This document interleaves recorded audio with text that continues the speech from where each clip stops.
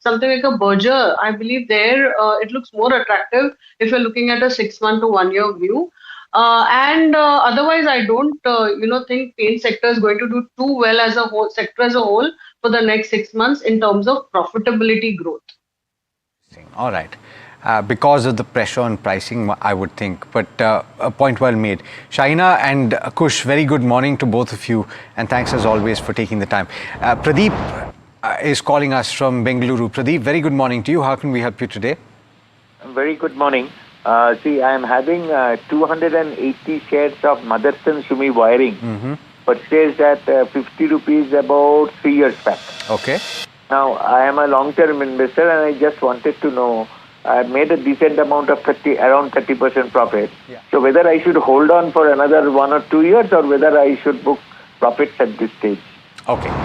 It's a good question, Pradeep. I'm just wondering whether you contemplated building on your position over the course of the last few years. And I have been an investor for the last 3 years only. 3 years. I started in 2022. Yes. And since then, I have been holding on to this Motherson Sumi. Yeah. I had expected a rise which it has given, but I just wanted to know whether I should hold on further. Understood. Okay, I got your question. China, I'm coming back to you then from that perspective.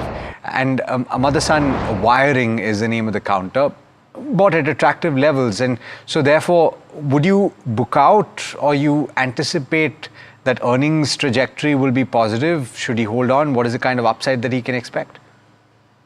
Yeah, so maybe 2 quarters back, we did see some bit of softness. That is because of, they supply a lot to the auto sector, which we had seen softness. But fourth quarter did show, pick up in terms of numbers. The stock price also has moved up. Currently, I would say that continue to hold. From here on, you could keep a stop loss close to about 50 rupees. But I believe that the next couple of quarters will be better, given the fact that auto volumes, at least domestically, are likely to pick up, be better on a YOY basis. So I would say hold at current levels. Okay, so that's with regards to where Motherson Wiring stands. The next question is from Avina, who is writing in from Punjab and has got question on KNR Constructions. He's got 500 odd shares bought at 222 a piece and wants to know as to how the charts are faring for the counter. Kush, I'll come to you on this one. Enough data on the charts for KNR Construction? No, I'm afraid not. I'll have to give it a miss. Okay, Shaina, then your quick view on the counter? KNR, I would say that it is. I would say that it is better to hold at current levels, but I don't see too much of an upside. It will consolidate. They have got a decent order book, but I believe it will consolidate at current levels. So it is not the best pick if you in the sector. I would believe that NCC would be a better investment. So you could switch. At the same time, if you would like, you could hold it with a very strict stop loss close to about 215. So which is very close to current levels. So it's better to switch. Okay, better to switch is the view that Shaina has on KNR Construction. What would that counter be, Shaina, if he wants to switch? Yeah, so I mentioned NCC. Okay, there I believe the order book is also good. Okay, got your point. So NCC is the counter that you can shift to, is the view that Shaina has instead of KNR Construction. Okay, our next caller, Dheeraj, is calling in from Hyderabad. Dheeraj, hi, a very good morning to you. How can we help you today? Good morning, ma'am. This is Dheeraj from Hyderabad. My query is regarding TCS. Okay. I purchased 75 shares of TCS today at 3374. Okay. I'm expecting good results from the counter. Can I hold it for the next 3 to 6 months? Okay. That's my query, ma'am. Or else should I shift to something like persistent systems? Okay. Which have corrected from 6,000 to 5650. Okay, got your question, Dheeraj. I'll take this up with Shaina quickly. Shaina, as per the preview that has been compiled by the research team of NDTV Profit, the revenue is expected to hardly rise around 0.2%. Overall net profit is also expected to be flat. That's the preview that we have on TCS. Do you also think that TCS growth will be muted, and is this the right counter to make an entry into right now before the earnings? No, I wouldn't suggest making an entry into the stock as of now. But yes, I would agree with you. The numbers are expected to be muted. But at the same time, the deal wins are likely to remain quite steady and good. So I would say that you continue to hold TCS. Persistent, of course, is a good story, but I believe in terms of valuation, it is much more expensive than TCS. So if one was to be between these two and add, I would prefer adding TCS at slightly lower levels, wait for the numbers, and let us see how it pans out. All right, so wait and watch is the view on TCS, but I'm just curious what Kush is making of the chartical trends, both on TCS and also on Wipro, because we've got a question from Prasanna. He's bought 3,000 shares of Wipro at a price of 275 in March with a short-term view. The stock is currently trading at 264 thereabouts, just below his buy price. He's asking whether he can see an upside potential in the near term based on the chart. So another 3 months or thereabouts, what would you do with both TCS and Wipro? Hi, Alex. Hi, Shaina. TCS has seen a round of profit booking, and this is the one that hasn't really participated in the IT rally. Even if the IT sector has been doing flip flops, one day up, other day down. TCS has not been that counter that's participated in the upside. So I would be very circumspect on any kind of up moves that come about, because they might just be taken as an opportunity to exit. So yes, if I did have a position, I would perhaps put a tight trailing stop loss near the 3,300 mark, or even exit TCS. As far as Wipro goes, slightly different trajectory here. The medium-term trend, surprisingly for this one, has been positive. Now, for the past 5 sessions, you're seeing some negative RSI divergence and also some profit booking that's come about. But yesterday, the profit booking was on back of fairly heavy volumes, and today the stock has given up the 20-day moving average as well. So my suggestion would be book profit, exit out of Wipro. If you do see it, drop close to the 255 mark, that could perhaps give you a re-entry into Wipro. But from a near-term perspective, it looks like there could be some more profit booking that could come about in Wipro as well. Okay. All right. So that's a view on these couple of large cap IT names. Hari is calling us from Chennai. And Hari, I believe you want to know about NTPC. What's the question? Good morning. Hi, Alex. Good morning. This is Hari from Chennai. Yes. I have 200 shares of NTPC. At the average price is around 358.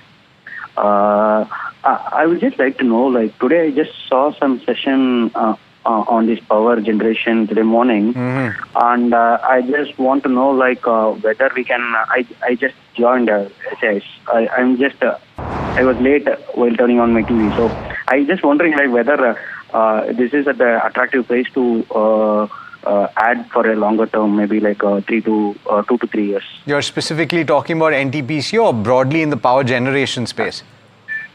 Anything is fine for me. I have already hold NTPC. Yeah. If I have get a better name other than NTPC, is also fine for me in the power. Okay. And by the way, Hari, in case you want to catch that, of course, you can catch it live. You could catch it live, but then you can always take a look later in the day. I'm sure they'll upload it on the YouTube channel. But let me go across to Shahina and ask her what she thinks about NTPC and the rest of the power generation companies. What would you say about that? And are there opportunities, Shahina? I think NTPC does look decent in the power space as of now. They are also talking of entering into the nuclear space. They have got good order book position. They've got a capital expenditure somewhere close to 22,000 crores, which actually is going to support a decent price from here. I would say you could continue to hold NTPC and you could also look to add, with a medium-term investment horizon. What is the view that China has on NTPC? Our next question is from Nikhat, who's writing in from Bengaluru. Wants to know if she can go ahead and invest in Krizak today. Not sure, Shahina, if you have a coverage. The company just got listed yesterday. If yes, any view? No, I don't cover it. All right, then I'm sure even Kush will not have enough data on the charts on this particular counter. So, Nikhat, we'll have to take your query some other day then. The next query then, Paridhi Taneja from Gurgaon is writing in and wants to know if she can sell, this is HTB Financials, okay. If she can hold or sell HTB Financials, financial shares, she's got 20 odd shares bought at 740 a piece. Kush, I'll come to you on this one. What are the charts? He doesn't have enough data. Achha, yeah, okay. Sorry, my bad. Shahina, then your view on this one? I think it's a bit on the expensive side. I'm surprised that it's got that decent bounce. Of course, the parentage is very good. So if you're talking of 5 years and types, then of course I would say you continue to hold. But otherwise, I think there are better opportunities in the NBFC space as of now compared to NDB. So I would say it's a switch from current levels, take some profit off the table. Take some profit off the table from HTB Financial Services, The View. All right, our next caller, Satish, is calling in from Vijayawada. Satish, hi, a very good morning to you. How can we help you today? Yeah, hi Mahima. Good morning. Good morning. Thanks for picking my question. Yeah. So this is regarding Grindwell Norton. Okay. So I'm a very long-term investor and I love this stock and I'm looking for a 10-year or period. Okay. Okay. So my average price is at around 1710 and I hold around 110 shares. Okay. So keeping the requirement of silicon carbide in the new generational business like, electric vehicles and the other upcoming industries, wanted to understand how far I know that this particular stock is trading at an expensive valuation, but does it really justify the price? But I'm looking, anyway, I'm going to keep it for the next 10 years. Just wanted to hear it from the experts. Okay, Satish, got your question. I'll take this up with Shaina quickly. Shaina, like he mentioned, it's trading at 55 times P, which is not cheap. What is your view with respect to this counter? Should he continue to hold? He said he already wants to hold, but wants to substantiate that point. Well, yeah, the balance sheet is very strong. So if you have a 10-year holding, you can hold. Not only that, I think while FY25 as a whole, the earnings were a bit flat, but the fourth quarter showed some bit of recovery. So I would say that even the chart pattern show that you can see some bit of a bounce from here. Anyway, it's a 10-year holding, strong balance sheet, you can hold. Okay. We've got an interesting question from Lalita from Kerala, who's writing in saying that she bought 200 shares of Force Motors a year ago at 4,560 rupees per share, and she's sitting on gains of, wait for it, actually you can see it on the screen so you don't have to wait, 24 lakh rupees. And so she would have to book some element of long-term capital gains tax, but she's wondering whether to do a partial profit booking. And since she's asking about the price trends in the near term, Kush, I'm going to come to you on this one. Should she take some money off the table? Just for the sheer profit that she is generating, yes, it's not a bad idea to take some money off the table. The stocks had a stellar run, as we can all see, nearly 4 times from the levels that she's at least bought into. And if you see the Feb to movement till now, from almost 6,500 to 16,500, so stellar run. Not a bad idea to take some money off the table, but if you look at it on a daily setup, what's happened is the stock's taken support very consistently at the 20-day moving average and rebounded from there for the last 5 to 6 months. The move that we saw yesterday was also a case in point where it came close to the 20-day moving average, rebounded on the back of very strong volumes. So my suggestion would be to not exit completely. So tying in both the points, book partially about 25%, maybe 30, but hold on to the rest. And if you want a deepish kind of a stop loss, then the 20-day moving average, which you can very easily track on your charts as well. Right now, it comes close to the 14,600 mark. That should always act as your trailing stop loss. If the stock hits that or slips below that, then maybe you could go ahead and offload some more. Okay. We've got a next caller from Gujarat. Sanjay is calling us. Sanjay, very good morning to you. How can we help you today? Good morning, sir. I have a Torrent Power, Tata Power at the rate of 83. 83 or 93? 93. 93.78. Right. Yeah. What can I do? I go for partial profit or holding? When did you buy this, sir? It is 15 March 21. 21, okay. And so if you book partial profit, you will look to invest it somewhere else? Is that the plan? Yes, I have to look the new energy like Acme Solar. Okay, so let me ask Shahina then. Shahina, Tata Power, very attractive buy price, 94 or thereabouts. And so making substantial gains.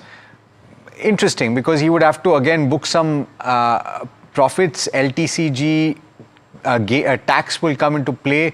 But is there a better opportunity based on valuations, or do you think hold on Tata Power is better? Well, Tata Power, if you hold for the medium to longer term, yes, it is good. It continues to be good. But if he does want to book some profits and switch or diversify his portfolio, he can add something and especially enter into another space related. He can look at something like Adani Energy, which is doing pretty well in the transmission space. I think there, that's a slightly different space. At the same time, it's remaining in the power space. He can do that. And some of the new age, the ones that he's talking about, I think there it is a bit expensive at current levels. So he should look at some bit of dips to add on to those stocks. Otherwise, remain invested in the larger cap. I think power as a whole should do better in the current year. All right, so that's with regards to where these power companies stand. Standard disclaimer, Adani Energy is also a part of Adani Group of Company, and so is NDTV Profit. All right, the next question is from Pakshal Jain, who's writing in from Bellary, and wants a technical view on time Technoplast. Kush, I'm sure you have a view on this one. What are the charts indicating? Very, very interesting moves on this one. It's been a multi-bagger, and now if you see on a slightly broader time frame, it is consolidating, but the bias here remains positive. I would stay invested, in time techno. The momentum breakout is around the corner. Above the levels of 455, the stock could get into, a new round or a new wave of an up move. Right now, it's consolidating. Volumes are fairly thin, so I wouldn't really read too much into it. But this is also a very healthy sign after the kind of moves that it's seen from 300 levels all the way up until 450. Some consolidation par on the course. On the upside, look for targets of 485 once that is taken out, 525 as well. So good moves on this one. Healthy consolidation. Keep a stop loss near the 410 mark, 415 zone, and continue to hold time Technoplast. Continue to hold time Technoplast is the view that Kush has on the charts. All right, our next caller, Venkat, is calling in from Bengaluru. Venkat, hi, a very good morning to you. I believe you have a question on Kalamandir. Yeah, good morning, ma'am. So I am currently holding 469 shares at 151 price. Okay. So recently, last week, they have given a quarterly result update, something like 42% they have gained year on year. So looking at this, can I add more on this? Okay, got your question. So the look, yeah, go ahead. overview is after 1 year. Okay, got your question, Venkat. I'll take this up with Shaina. Shaina, not sure if you have a view on this one, but this stock has been buzzing since the business update that Venkat is talking about, and has been seeing significant amount of momentum. If you have a view, what should he hold or exit? He can continue to hold. I believe textile sector with so many changes that are happening in terms of tariffs, etc., with the US market and Kalamandir does have a good space in terms of its existing business, in terms of silk sarees, etc. So he can continue to hold. Balance sheet is strong. Hold with a stop loss close to about 140, and then he can look at target close to quite a good target close to about 175 in the next 6 months to 1 year. So it's a hold. With a target price of 175 is the view that Shaina has. All right, with that, it's time to slip into a very short break, but we'll be right back answering all your queries on the other side, so do stay tuned.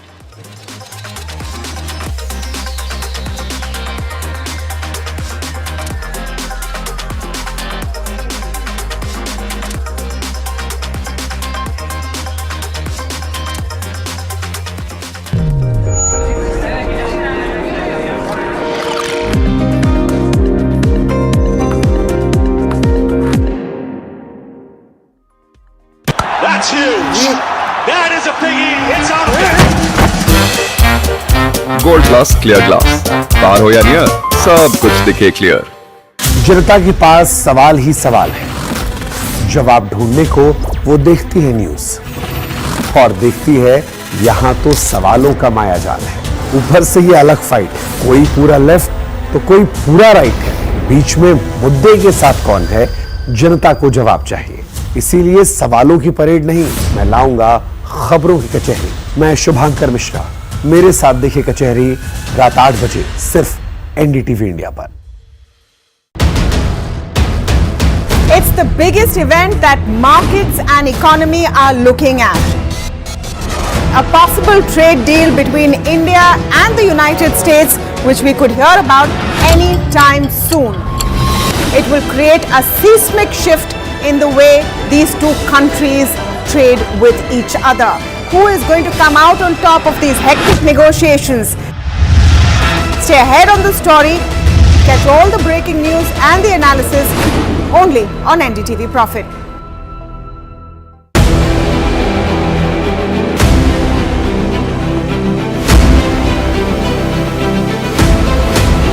Imports become the exception rather than the norm.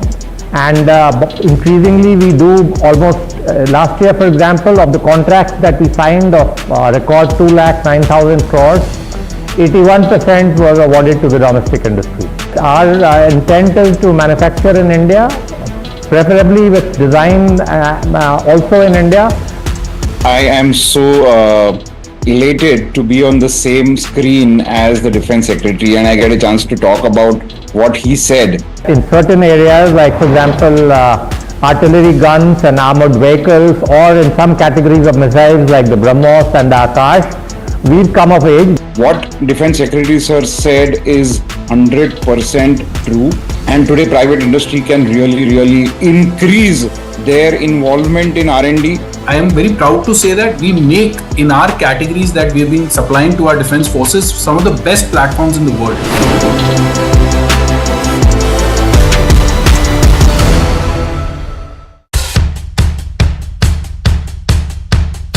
The markets move fast. And so should your portfolio. Expert insights, real-time stock picks. Do I buy Ola? Should I hold CDSL for the long term? Buy, sell or hold? The answers you need, straight from the experts. Callers from India and across the world. Connect live, ask, decide and invest wisely. Your portfolio, your future. Ask Profit.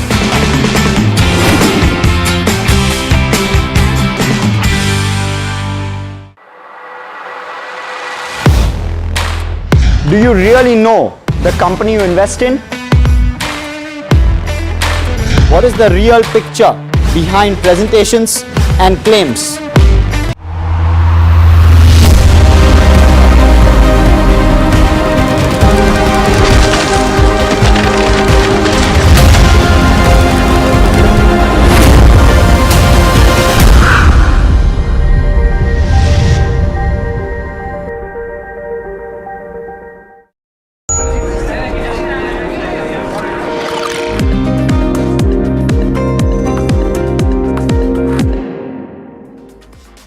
Welcome back. You're watching Ask Profit on NDTV Profit, and this show, as you know, gets you answers to all of your stock-related questions. To that end, if you've got one for us, you can either send us a message on the number that is on the top of the screen, or you can call us, as Vishwas from Bengaluru has done. Vishwas, very good morning, and thanks so much for calling us. How can we help you today? Hi, sir. Good morning, sir. Good morning. Please go ahead. Sir, KPIT Technology, 300 quantity, average price 1,300, short term 3 months, sir, profit in 15,000 loss, sir, decent one week buy, sir, technical analysis, sell or hold, sir. Okay, sell or hold. And only 1 week you want to hold it for? So one week back buy, sir. Buy. And so how long do you want to hold it for? So short term. Short term. But what is short term, Vishwas? So on 3 months, 3 months. 9 months. 3 months, okay, 3 months to 9 months. So it's a pretty decent time frame. Kush, you heard all of the salient elements of that question. The buy price is 1,300, 300 shares, 3 months to 9 months is the view. What is the upside potential, and where would you put the stop loss? So Alex, first up, the negative structure on KPIT continues to sort of persist. Now, with that, I would have not really entered the stock in the first place. So let's start with that caveat. But that said, since he's already got in and the stock is not too far from his buy price, mind you, the stock's actually fallen from those 1,430 odd levels, but his buy price is close to the 1,300 mark. Any spurt, and he could at least see some sort of, reduction in losses, perhaps even some profits along the way.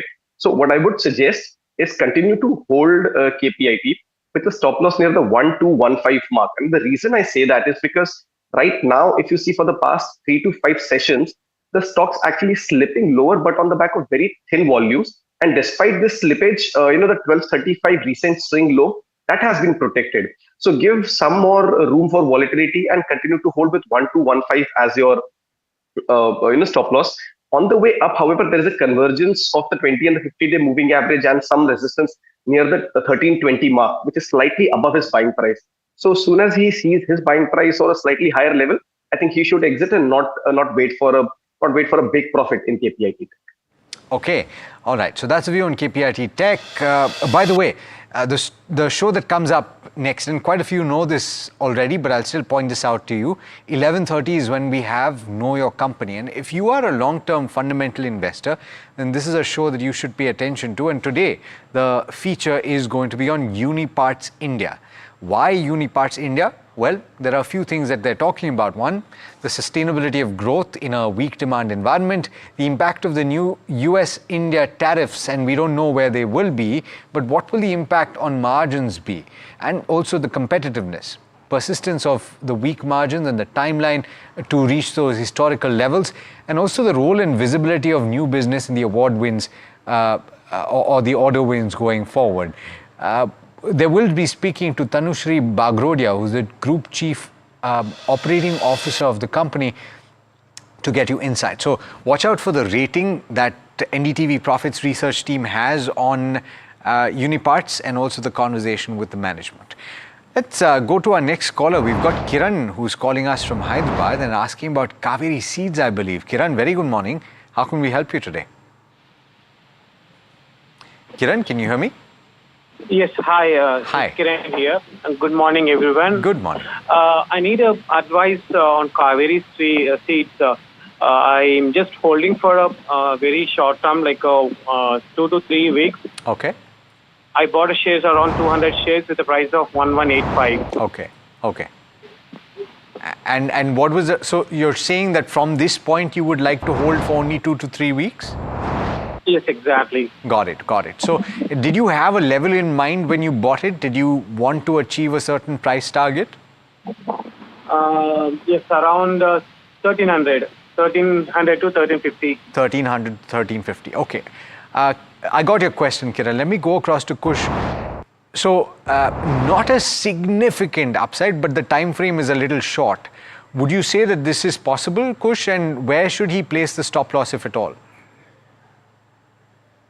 Possible, always. Probable, a little less. Yeah. The reason I say that is because the stock's actually fallen off a cliff. If you see the last 6 weeks, out of which for 4 weeks the stock's actually been sliding, lower and quite significantly. So from levels of 1525, the stock's now at 1175 and consolidating there on the back of very low volumes. Now, the fact that the selling seems to be done because the volumes are now shrinking on the way down suggests that there could be some upside. And yet again, his buy price is not too far away, from the current price. So I would suggest continue to hold. The recent swing low is at 1145. So place your trailing stop loss just under that. So about 1130 is where you place your stop loss. On the way up, there could be resistances near the 1225 mark and even, the 1260 zone. So that's why 1300 seems a little less probable in the 2 to 3 week time frame. But yes, once the stock crosses his buy price, around 1200, 1225 zone, he should start booking profits, in Kaveri Seeds. Booking profits in Kaveri Seeds is the view that Kush has. All right. The next question is from Pri Srinivasa Rao, who's writing in from Vijayawada.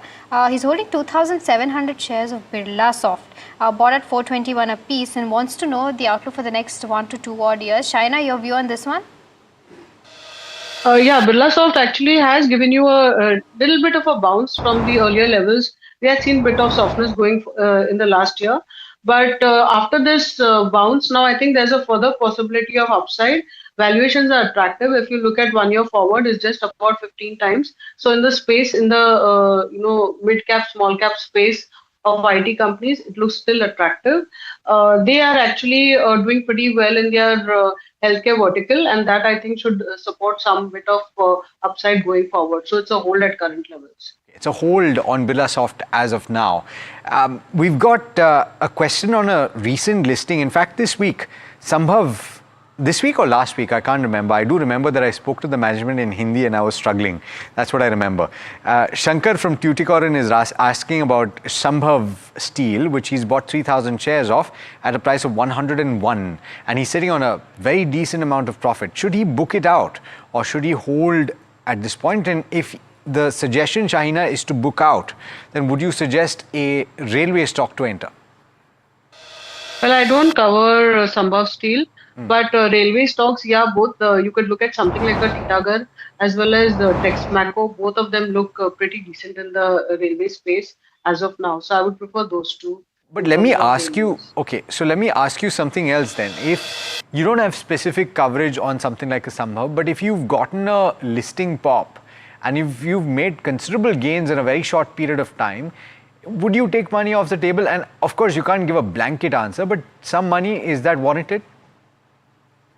Actually, the history shows in the last couple of quarters or last 1 or 2 years, if you've taken a bit of profits off the table and re-looked at the stock 1 year, 1.5 year down the line, it makes more sense to maximize your profits. So if you have a pop on the on listing, I would say yes, you can take some profits off the table. Okay, so that's the view with regards to Shambh Steel. The next question is from Muralidhar, who's calling us from Hyderabad. Muralidhar, hi, a very good morning to you. I believe you have a question on REC. Yeah, I have REC of 100 shares at an average of 124.67 to be precise. So what is the future for long term for about another year or so? Okay. Okay, got your question, Muralidhar. I'll take this up with Shaina quickly. Shaina, there was a Morgan Stanley note today on REC that's given a target price of 485 for this counter. They're bullish on power financiers, both REC as well as PFC. Do you think he can continue to hold the counter for the next 1 odd year? Yeah, I think he can. We have seen a bit of a bounce coming after that sharp correction we had seen earlier last year. Valuations are pretty attractive at just about 1.4 times price to book. So at current levels, it looks like a good hold. Valuations are pretty attractive, as you mentioned. Valuations are attractive and a lot playing out for both the financiers. With the interest rates going down, there is an expectation that they'll be able to reduce their cost of borrowing, and that could also improve their spreads going forward. Something to watch out for. GNA Axles is the name of the counter that we're talking about next. And this is a question from Tiruvallar, who's bought this at levels of 421 in the year 2024, and he's got 131 shares. He's looking to hold for another couple of years. This is in the auto ancillary space, but it's not done too much since he bought it, Shahina. Should he hold for another 2 years? What are the prospects? Well, actually, it's not done too well, and also the stock had corrected. It's a small cap stock, but I think from here it is possible that he can see a bit of a bounce because he should continue to hold, in my view, because there is some bit of a buying coming back, and in terms of balance sheet, the balance sheet is pretty okay. So I would say that he can continue to hold small cap stock, hold with a stop loss close to about maybe keep a 300 rupee type of stop loss, which is quite deep from here. And he can possibly look to relook at the stock at close to about 340, 350. Okay. All right. So it's a hold on GNA Axles. We've got a next caller from Bengaluru. Murthy is calling us. Murthy, very good morning to you. How can we help you today? Thank you. I have Natco Pharma shares, 100 shares, 1,300, bought about 5 to 6 months back. I just want to see what is the future of this stock. I don't mind holding if it is profitable. Okay, but I understand that. But would you hold for the long term? And by that, I'm talking about a couple of years? I don't mind if it is really profitable. Understood, understood. All right, so therefore your question is on the fundamentals. Shahina, the entire pharma pack and allied companies under a little bit of pressure, at least in the near term, but Natco Pharma specifically, what are the prospects? Bottom levels of 1,300, would you hold? Yeah, I would say it's a hold at current levels. One is because valuations are in their favor, pretty attractively valued vis-a-vis the other pharma stocks. And they have started doing pretty, if you saw the last second half numbers or fourth quarter numbers, they were very strong. They have got, products that they can launch in the US market. Now, of course, I'm like, we really don't know what the tariffs are going to be. Some of the levels of tariffs mentioned are so, we'll have to sort of wait and watch the impact. And Natco is largely into APIs. So we'll have to really watch. They will be affected. So we really need to watch about it. But as of now, you could hold. Hold Natco Pharma is the view that China has. The next question is an interesting one. Yogesh is writing in from Jaipur and wants to know about Vodafone Idea. He says that from his perspective, long-term investment should be in telecommunications, and he's been investing in Vodafone Idea since the past 5 years. But he now wants to know from a technical side of things that whether he can continue to hold or sell at the moment. Kush, what's your view with regards to where Vodafone Idea stands? I've had a very clear, avoid or a sell view on Vodafone Idea. I haven't seen anything in the recent past that changes that. At this, what I could do is give him a stop loss, which is the recent swing low near 5.96 kind of zones. If those are, violated, then there's a good possibility that even the, slight glimmer of hope that the stock is giving might perhaps vanish. So yes, I mean, the stock could spring a surprise on the positive side. Right now, there isn't much suggesting that. So I continue to, hold that view of avoid, or if you have a position, you might want to perhaps exit. Shaina, very quick view. If you're playing Vodafone Idea at all and you are betting on a possible resurgence, is it better to invest in something like an Indus Tower? And if you have invested at an average price of 9 rupees per share, would you switch that to Indus Tower or any of the other players in the telecom space? Yeah, I would switch because I think the balance sheet for Vodafone makes it very difficult for them to actually raise funds. So I would switch. If the funds are there, you can also look at some of the larger cap like Reliance, Bharti. So I would switch. Okay, our next caller then, Shankar is calling in from Chennai. Shankar, hi, a very good morning to you. How can we help you today? Very good morning. 3 months back, I bought Nesco share at the rate of 954 rupees. Okay. Shall I add more at current levels also? What is the fundamental outlook for long term? Okay, got your question, Shankar. I'll take this up with Shaina. Shaina, can he add more at the current levels for Nesco? Is this question from a longer term perspective? Yeah, he can add. I think Nesco has good prospects in terms of business growth. While last year was again a little bit of flattish type of numbers that we saw. I think at current levels, Nesco looks good. It's a fundamentally strong company, so you can add at current levels in my view. Add at current levels is the view. Okay, you know what? We're getting a lot of long-term questions. Unfortunately, I'm going to take one. Okay, Axonobyl. It's a stock that has been in focus and. Very nicely written by Anthony. Suddenly, it's been adding color to his portfolio. I like the play on words. It's currently trading at 3,601, but his buy price is 1,900. Does he hold? He's got a long-term view, and you know what? I'm going to take a view from Kush on the charts. Kush, it's a stock that has been in focus. Yesterday, you saw a large trade, and you had Asian Paints selling its stake in Axonobyl. That 4% odd stake. What are the prospects on the charts? Would you add more for the long term? No, I wouldn't. In fact, I would actually look to book partial profits, at the current juncture, maybe even if the stock, pops another 50, 100 rupees, because the 3750 zone has been a supply zone for the stock about 3 times now. Even now, if you see the stock actually hit that level, consolidating near the 200-day moving average. But there seems to be some supply coming in every time it hits the 3700, 3750 mark. Anyway, he's sitting on a fairly decent profit. Not a bad idea to book partially and maybe hold the rest with a trailing stop loss near the 3450 zone. Okay, so that's the view on the charts, and you've made quite a bit of money. Take some money off the table, Anthony. So that's the view.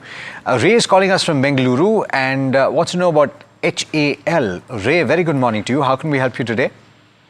Hi, good morning, Alex, and thank you for taking my query. Our pleasure.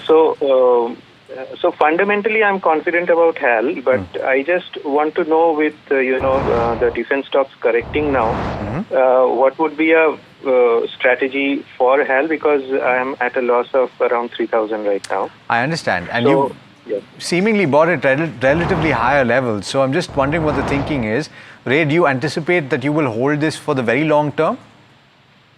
Yeah, so I bought it when there were certain brokerage calls of HAL reaching around 6,000, 6,100. Yes. Yeah, so after that, I've been holding it for about a month now, but the share, the stock price comes near to 5045, 5050 levels and then again falls. Yes. So which I understand is a resistance level, but so I want to know, what should be my strategy right now? I understand. All right. And okay, so one last question. Would you consider accumulating this if that is the suggestion for the long term? Yeah. Okay. Yeah, sure. I got it. All right. So Kush, therefore the question is pretty clear. At what levels would accumulation be the right strategy to employ? And he's pointed out levels of 5,050 odd where it is facing resistance. Is that what you're seeing on the charts as well? So from a very near-term perspective, yes, but the actual resistance for the stock actually comes in at 5150, and those levels and thereabouts. Now there is a mild negative bias on the stock for the last 7 odd weeks, but you should take heart from the fact that the stock's actually not slipped far too much, and any dip towards the 50-day moving average of 4750 thereabouts has actually seen a buying emerge in some of these names. So I remain constructive on the defense space, HAL in particular. It's just that they've not seen any kind of meaningful dip. So you take that as a healthy sign. I wouldn't suggest an accumulation level on this because these stocks had a good run. They've not seen a round of profit booking. So if that comes about, then he could perhaps start accumulating at a certain level, and then a dip could come about. My suggestion actually would be to hold on to the position that he's already got. Once the stock hits 5150 and crosses that level, then I think significantly higher levels of 5400, 5700 will also come into play. And anyway, I don't think the time horizon, the holding time horizon, is too much of a concern for him at the moment. So you should continue holding on to HAL. This consolidation is healthy. On the downside, the stop loss is at 4850, so that should act as your stop. Continue to hold HAL is the view that Kush has. Kush, the next question is also for you. Suman is writing in from Kolkata and wants to know about IEX, if this is the right time to make an entry. Do you think the charts are attractive enough to make an entry right now? Very much. This stock, along with some of the other capital market names, continue to remain, interesting. IEX, MCX, even BSE after the kind of dip that it's seen. The entire play looks very interesting.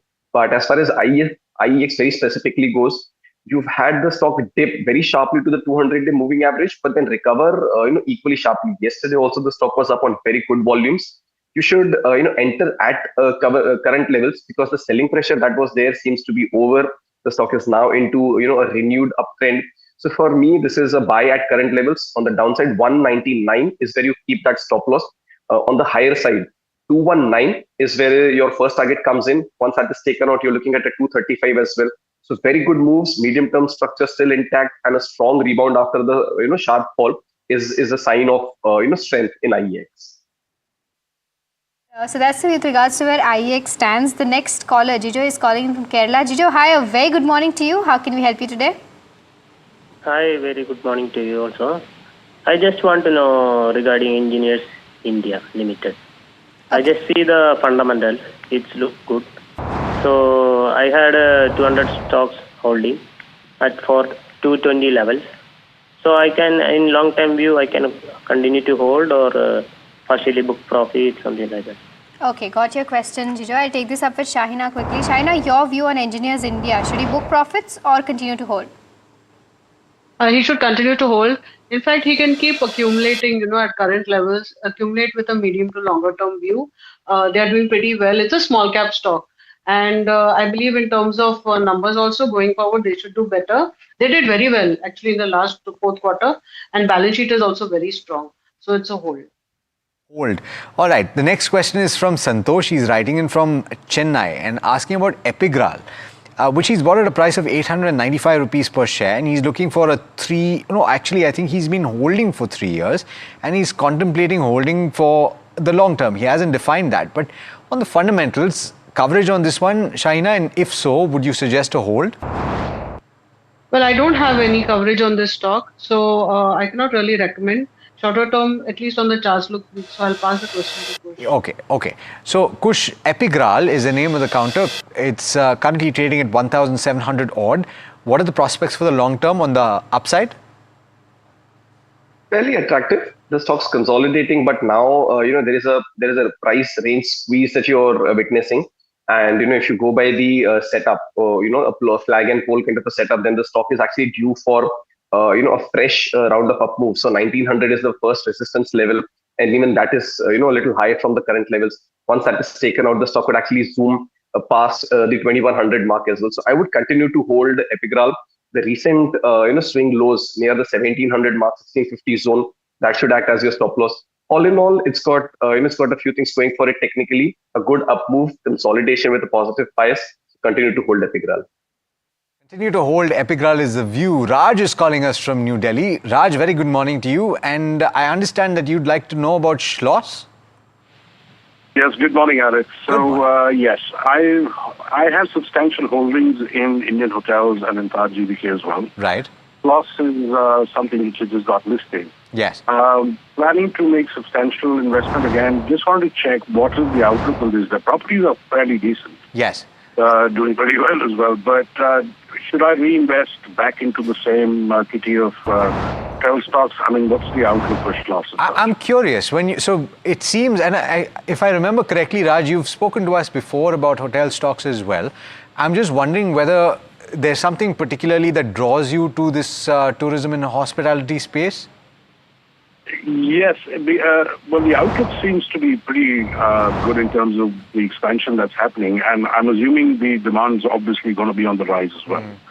I understand. So that I'm particularly bullish about the travel and tourism. I have decent investments with Interglobe as well. Right. So yes, the hospitality sector is particularly what I'm looking at. Okay, I did invest in Lemon Tree some time back, which did not give me momentum, so I kind of moved out of it. Got it.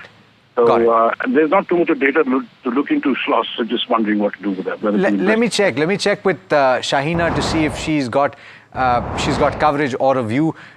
And of course, by the way, viewers, in case you don't know, the Leela brand of hotels is what Schloss manages. So, Shahina, what's the view on this one? Would you add this to your kitty of hospitality companies? Well, yes, this is one, small cap company that I do cover and a new issue. But it is close. See, the current price is close to its issue price. Now it's got about 3,500 type of keys. And they are adding a good hotel in BKC, Mumbai. The 3,500 crore, it's like, the IPO, a large part of it will go towards payment of debt. Now, there's so many moving parts. So I think in terms of valuation, it is similar to what is for ITC hotels. So between the two, if I was to add now, and I personally have had it from much lower levels, I would be continue to buy ITC hotels. But if I'm invested in Schloss, I would continue to hold and maybe hold it with a 3-year view. Overall, hotel segment is doing well, started to doing well across the board. Got it. Sorry to cut you off. And it's a fascinating conversation. We should speak about it more the next time. Raj, hopefully that answers your question. But it is time to jump into the rapid fire round, and both of you know what this is about. So I'm going to jump straight into it. Oil India is the name of the counter, and Raghunath wants to know whether to invest for a period of 1 year. Kush, what's the view? No, I'd avoid. Okay, the next question is on Motilal Oswal. Harsh is holding 500 odd shares at 920 levels. Should he continue to hold from a short-term perspective? Kush? Yes, continue to hold. Keep a stop loss near the 890 mark. Delivery is the name of the counter, and buy price is 248 rupees per share. Would you hold? Time frame is not given. Would you book profits or hold? Shahina? It's a hold. Okay, Mallikarjuna is asking this question, whether he can purchase Reddington from a longer term perspective or not. Shahina, your view? Yeah, he can purchase. It's done pretty well, but he can continue to buy. PCBL, or Philips Carbon Black as it used to be called, 450 is the buy price. Yash from Tanzania wants to know whether to hold or add more at the current market price. What's the view, Kush? No, I'd continue to hold and keep a stop loss near the 410 zone. Close to the resistance mark, could see a breakout. Okay, the next question is on Trident Limited. The person's holding 500 shares at 27 apiece. Should he continue to hold or not? China, your view? Hold. Continue to hold. Triveni Engineering is the name of the counter. Maharshi wants to know, bought at levels of 454 rupees. Would you hold at this point? Kush, what's the view? Exit. Okay, LT Foods is the next counter. Santanu from Kolkata has purchased at the levels of 253. He's got 343 shares. Should he continue to hold from a longer term perspective? Shahina, your view? Yeah, he can continue to hold at current levels. Gayatri wants to know about Star Health, which she's got at levels of 460 rupees. She's not given us time frame, mid to long term. Would you hold, Shahina? Yeah, Star Health looks like a decent bet at current levels. He can hold.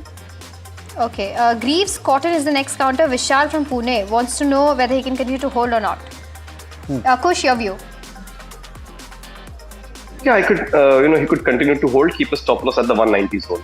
All right. Well, we've taken, I believe, 38 questions over the course of the last 1 hour. So it's been fantastic. Thank you, both of you, Kush as well as Shaina, for joining us today, for answering all the questions that you did.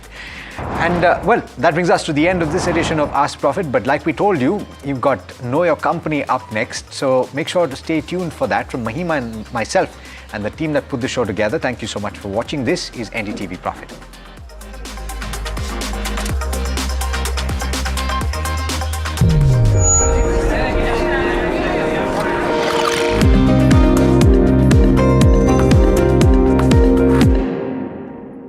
Gold plus optimistic reflective glass लगाओ, धूप की गर्मी को दूर भगाओ और बिजली का बिल भी बचाओ।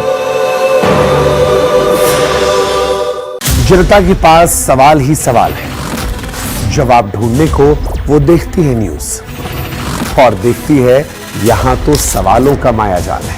ऊपर से ये अलग फाइट है, कोई पूरा लेफ्ट तो कोई पूरा राइट है, बीच में मुद्दे के साथ कौन है, जनता को जवाब चाहिए।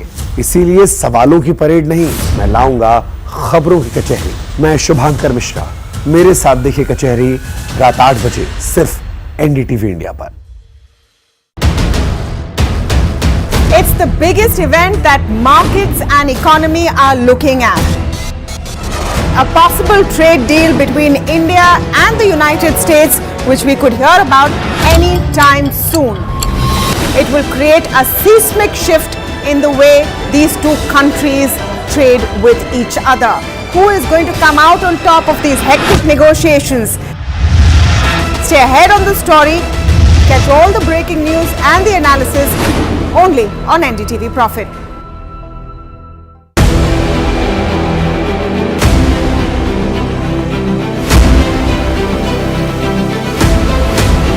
Imports become the exception rather than the norm. And increasingly we do almost, last year for example, of the contracts that we signed of record 2,09,000 crores, 81% was awarded to the domestic industry. Our intent is to manufacture in India, preferably with design also in India. I am so elated to be on the same screen as the Defense Secretary, and I get a chance to talk about what he said. In certain areas, like for example, artillery guns and armored vehicles, or in some categories of missiles like the BrahMos and the Akash, we've come of age. What Defense Secretary Sir said is 100% true, and today private industry can really increase their involvement in R&D. I am very proud to say that we make, in our categories that we have been supplying to our defense forces, some of the best platforms in the world.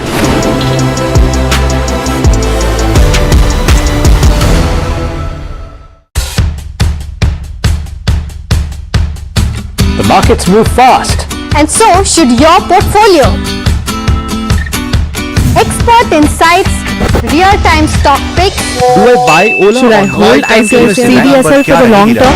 Buy, sell or hold? The answers you need, straight from the experts. Callers from India and across the world. Connect live, ask, decide and invest wisely. Your portfolio, your future. Ask Profit.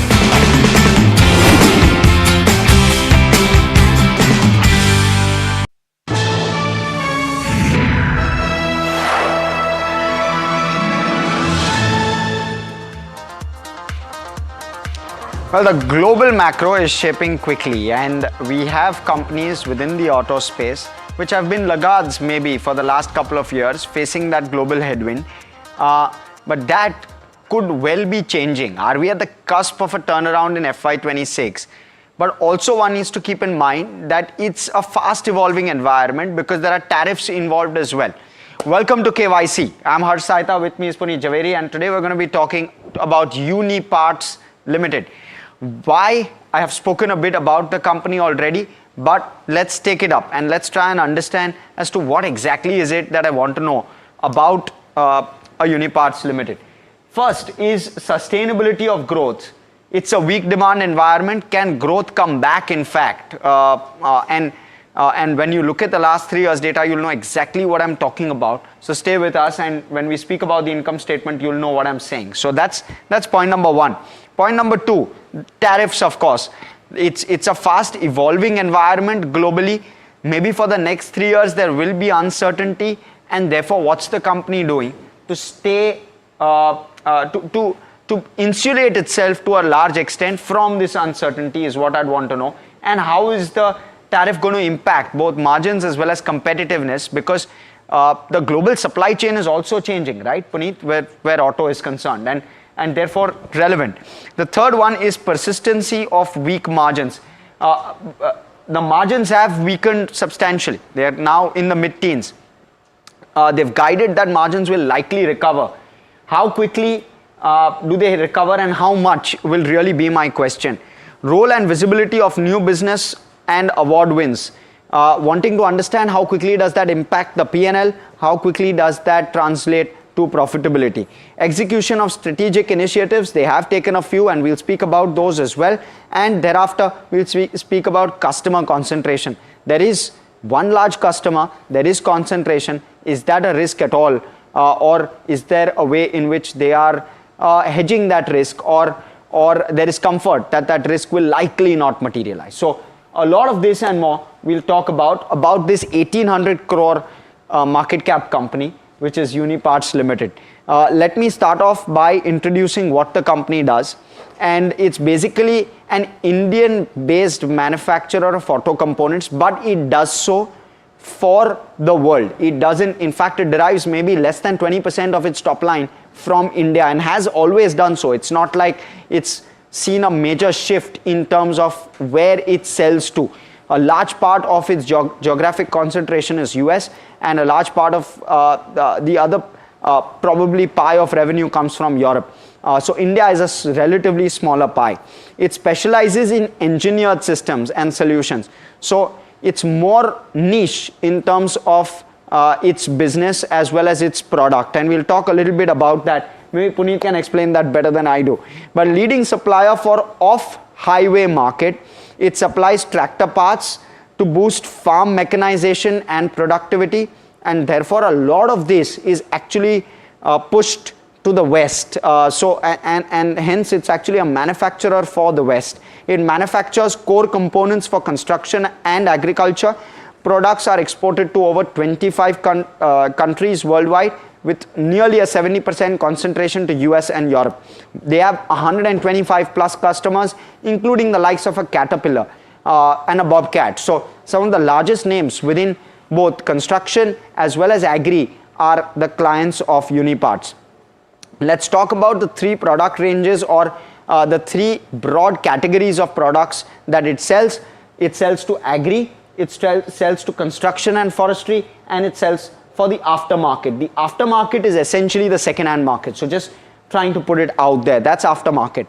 Let's talk about capabilities: forging, machining, welding, heat treatment, surface finish, logistics, quality and testing, design and validation. These are just the broad level of products that it does. These are the categories under which it does all of the products that it does. So just giving that understanding. Now in terms of the products itself, the first product is a 3PL, which is a 3-point linkage. What's a 3-point linkage? It's like the arms on the back of a tractor. Arms are attached, and thereafter equipment is attached on the back of a tractor. You can see maybe some pictures as well to kind of help explain exactly what it is. It helps in towing, it helps in sewing. So you have all of those functions which a 3PL will likely enable farmers to do. I hope I've explained it the best I can. Now, precision machine parts, that's the other, that's the second major product category that it does. This is specially made metal parts that fit together perfectly to enable some of the commercial as well as forestry as well as agri based commercial vehicles to do their job, right? So you have 2 or more parts which kind of get together like joints of big machines for things like construction, forestry, mining, and you need this all the time when it comes to such specializations and such industries. So all of those is what Uni Parts manufactures. Then some of the smaller areas like fabrication and the like, where it's about cutting parts, joining metal parts, structural parts, or other components for both agri. And this is actually a very small part of the revenue. So I won't get too much into the fabrication angle. Can we quickly pull up fabrication? So I won't get too much into fabrication, but yes, fabrication is the other piece that they do, and it's also a little bit of customization that they do here. Now let's talk about construction and forestry as a market, as a segment, because that is one place where Uni Parts does sell product. So it supplies precision machine parts here, hydraulic cylinder solutions, focuses on mobile equipment, especially in the construction market. It manufactures both North America as well as India. So some of these products are manufactured at both places. It's supported by 3 warehousing hubs in the US and Europe. It's entered the hydraulic space in 2007, I beg your pardon, and has manufacturing expertise as well as capacity in India. Then of course there's the aftermarket, which we've spoken about a little bit, but let me talk a little bit about that. It offers customized packaging, labeling. It supplies tractor parts to top US as well as EU aftermarket distributors, which helps them with regard to the aftermarket. And mind you, the aftermarket margins are also better, right, Puneet? If I've understood it right. Yeah, right. But the aftermarket margins too are better. Now let's talk about who do they serve. They serve global off-highway equipment makers, the likes of a Deere, a Bobcat, a Taffy, a Yanmar. All of these are major companies which sell the kind of products for which we've already described. In terms of its manufacturing, has manufacturing facilities in Ludhiana, Visakhapatnam and Noida. It has manufacturing and distribution units abroad as well. Eldridge, Iowa, Augusta, Georgia and Hennef in Germany are some of the hubs that they have. Let's talk about subsidiaries very quickly. Those are all the subsidiaries they have and all the countries that they have subsidiaries in as well. Most importantly, I want to now take you to the revenue mix, because that will help you understand as to why we focused on the first 2 products more than the others. Just look at the concentration here. It's about 96+% is only 3PL and PMP. So those are the 2 segments, and I'll just quickly give you the full forms for 3PL and PMP as well. Precision machine parts is PMP. We spoke about that, and 3PL is the arms of the tractor, which we spoke about. So 96% of the revenue just from those 2 products. So those are the key components. Now let me talk about industry wise as well, and here too the maximum concentration is agri, 62%. Construction, forestry and mining is around 37%. So when you're looking at a possible slowdown in any of these segments, you're seeing a slowdown even for this company, and which is exactly what has been pushing down the numbers for the company. Let's go straight to the key metrics now. We'll start off with the income statement, the balance sheet, the cash flows, the return ratios. We'll talk about street coverage, street cred actually, not street coverage, street cred, shareholding. We'll look at outlook and take the guidance that the management has already given, and we'll also take valuations. And at the end of all of that, we'll give you a KYC rating as well. So Puneet, should we start with the income statement? Well, definitely. It's the company listed back in 2022. So since then, actually, the share price performance hasn't been very good.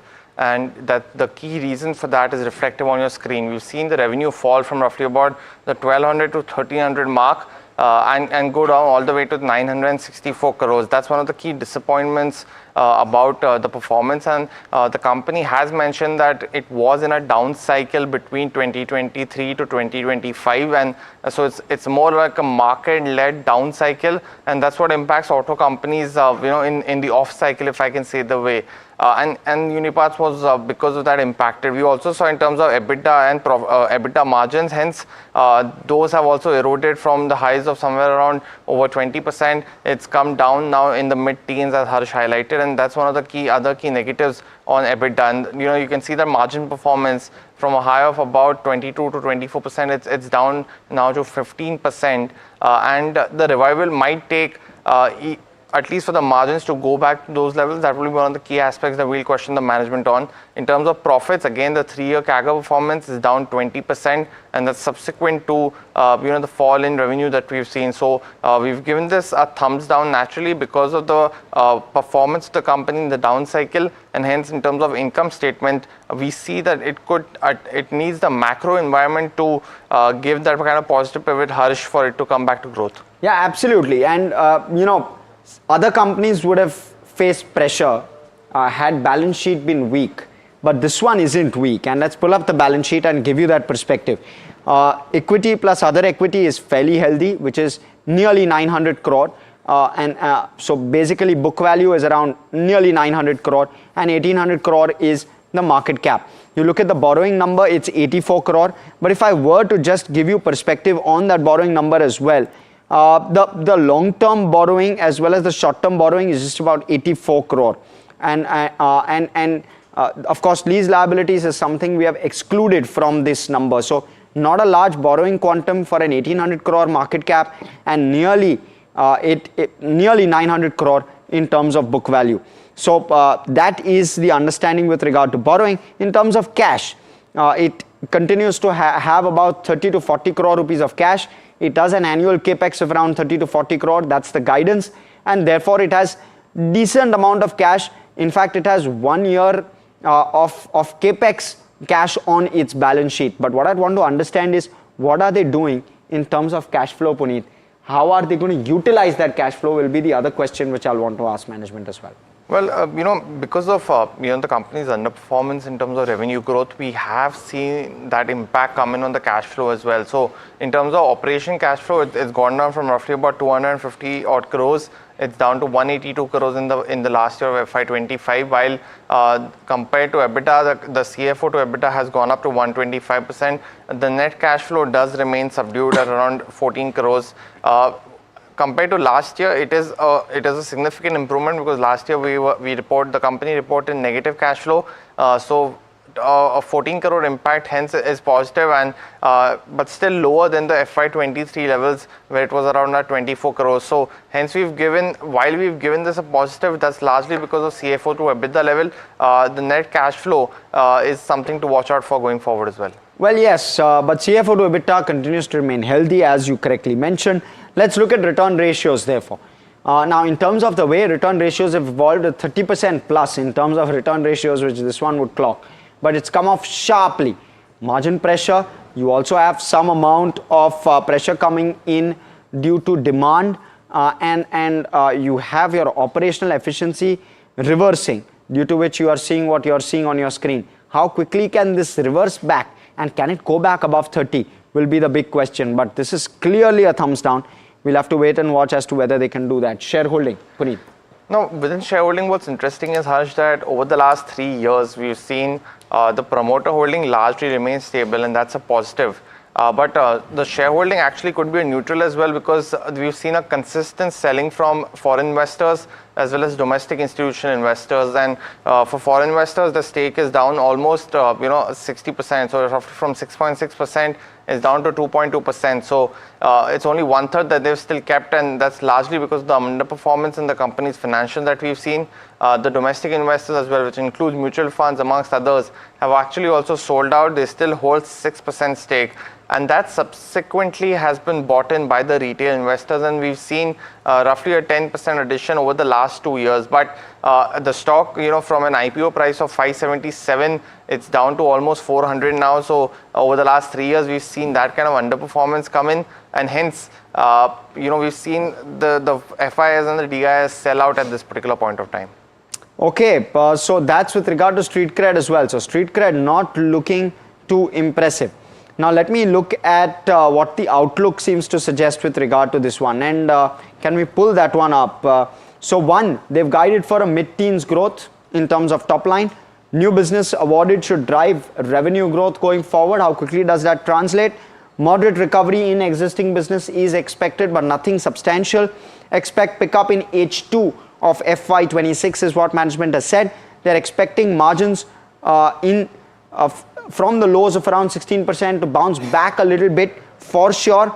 they're seeing medium-term margin recovery to over 20%. If that were to happen, that lever will really work wonders with regard to the numbers. When I was running it, that's what I realized, and expect ROCE to improve in the medium term.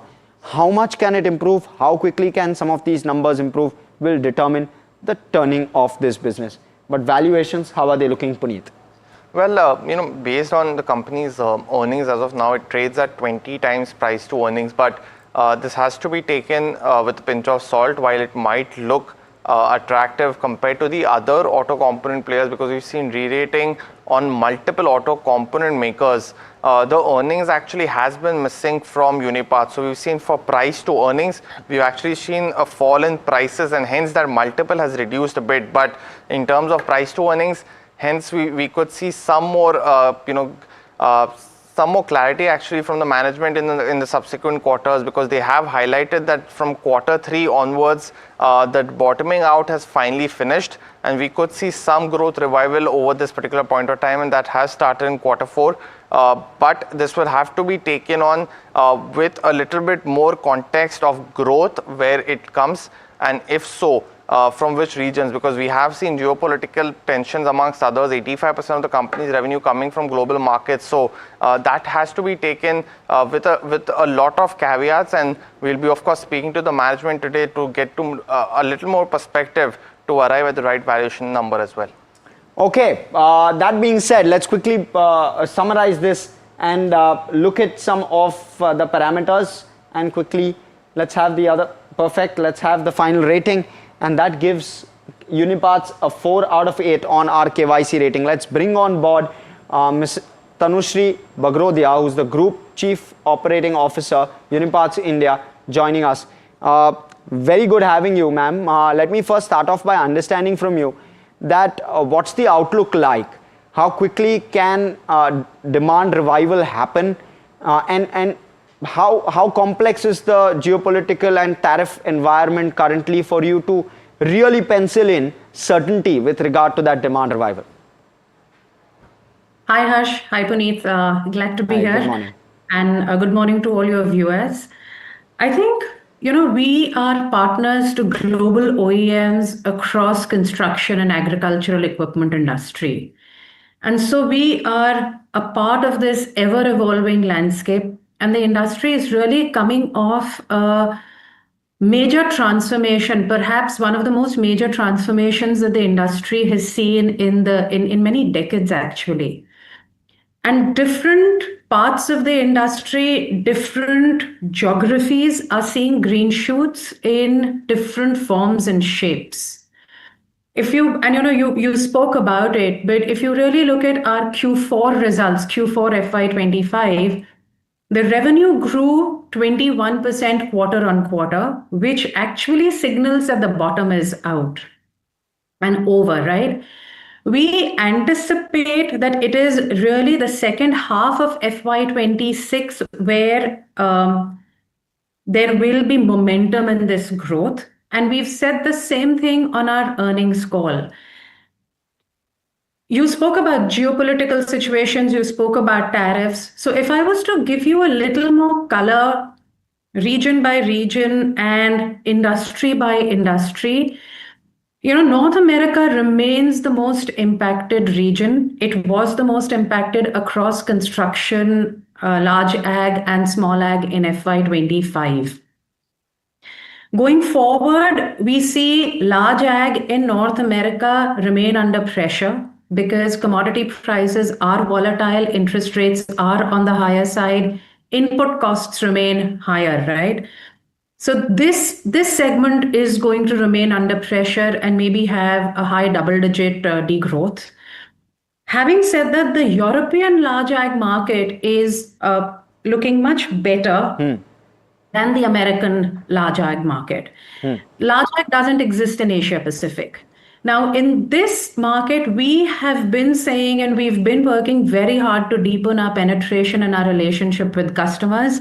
And here we've won a very strong new business in Europe and some business in US as well.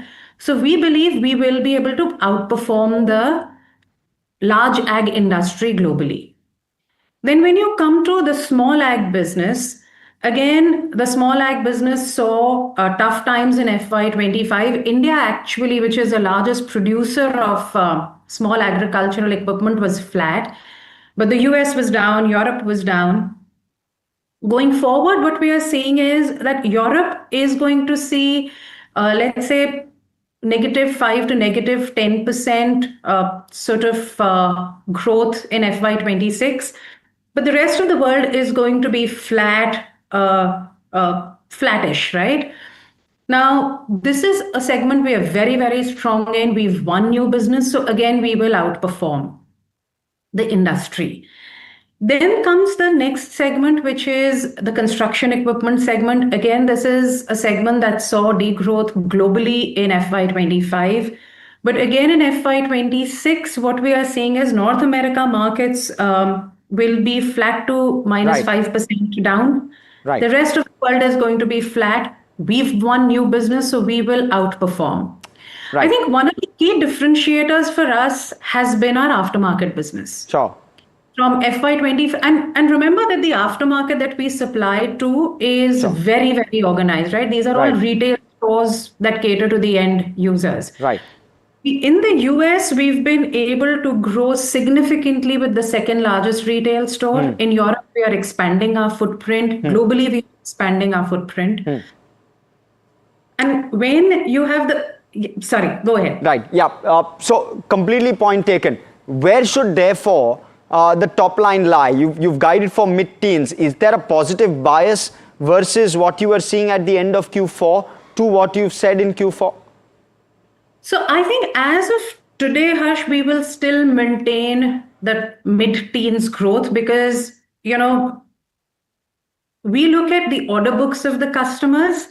We are seeing where the customers are headed. And I think that gives us confidence along with the new business that we won, that the mid-teens number is a solid number to stand by. Ms. Tanushree, a very good, good afternoon to you. Thanks so much for joining in. In terms of, all auto components, there is a part of manufacturing as well that's currently happening. What's your current capacity utilization? And do you also, because there was somewhere I read that you have dual shoring manufacturing capacity both in India, US, and I think you have something coming up in Mexico as well. Essentially, does that mean that you have manufacturing in US and manufacturing is coming in for a particular client in Mexico in FY26 as well? So, Puneet, if I could give you a little bit of color, right? See, I think we as a company operate on the philosophy of being the best cost supplier to our customers. This has been our bedrock since we started, right? We acquired the manufacturing facility in the US to be able to do dual shoring for our customers. We at the same time started warehousing solutions to do near shoring for our customers.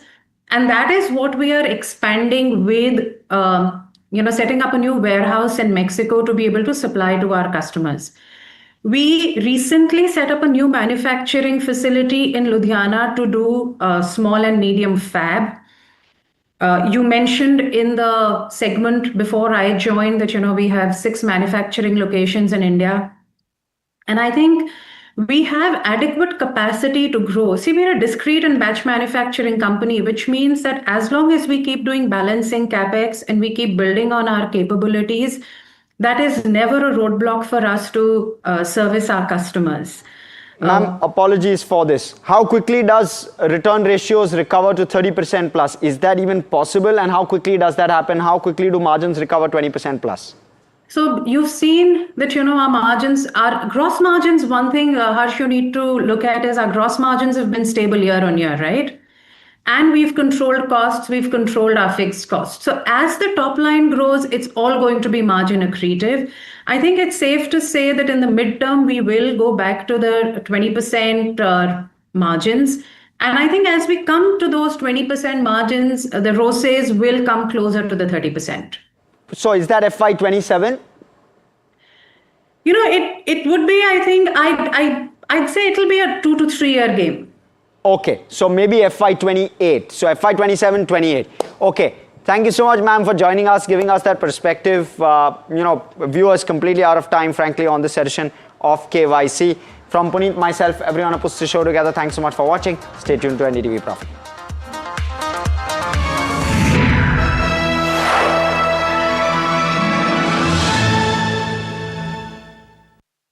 तू ही तो है जिसकी सच्चाई वाली clarity की वजह से मैं आज यहाँ हूँ। गोल्ड प्लस सिल्वॉक्सी मिरर्स, ऐसी क्लैरिटी कि आपको सिर्फ सच नजर आए, चाहे कितने भी साल बीत जाएं। जनता के पास सवाल ही सवाल है, जवाब ढूंढने को वो देखती है न्यूज और देखती है यहाँ तो सवालों का मायाजाल है। ऊपर से ये अलग फाइट है, कोई पूरा लेफ्ट तो कोई पूरा राइट है, बीच में मुद्दे के साथ कौन है, जनता को जवाब चाहिए। इसीलिए सवालों की परेड नहीं, मैं लाऊंगा खबरों की कचहरी। मैं शुभांकर मिश्रा, मेरे साथ देखिए कचहरी रात 8 बजे सिर्फ एनडीटीवी इंडिया पर। It's the biggest event that markets and economy are looking at. A possible trade deal between India and the United States, which we could hear about any time soon. It will create a seismic shift in the way these two countries trade with each other. Who is going to come out on top of these hectic negotiations? Stay ahead on the story. Catch all the breaking news and the analysis only on NDTV Profit.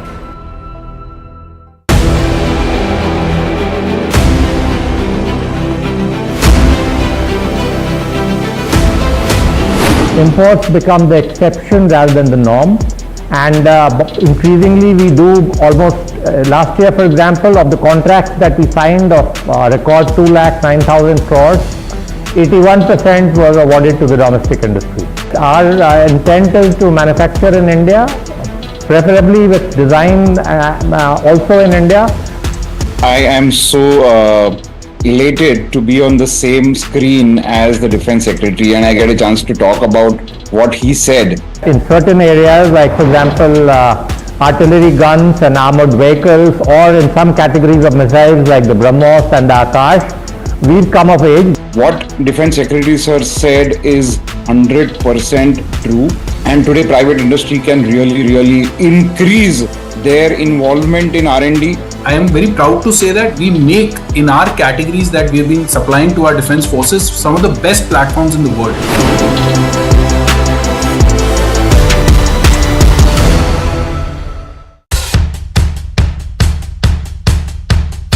The markets move fast. And so should your portfolio. Expert insights, real-time stock picks. Do I buy Ola? Should I hold CDSL for the long term? Buy, sell or hold. The answers you need, straight from the experts. Callers from India and across the world. Connect live, ask, decide and invest wisely. Your portfolio, your future. Ask Profit.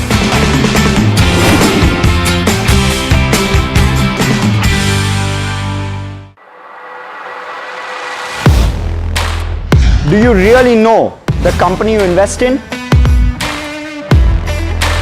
What is the real picture behind presentations and claims?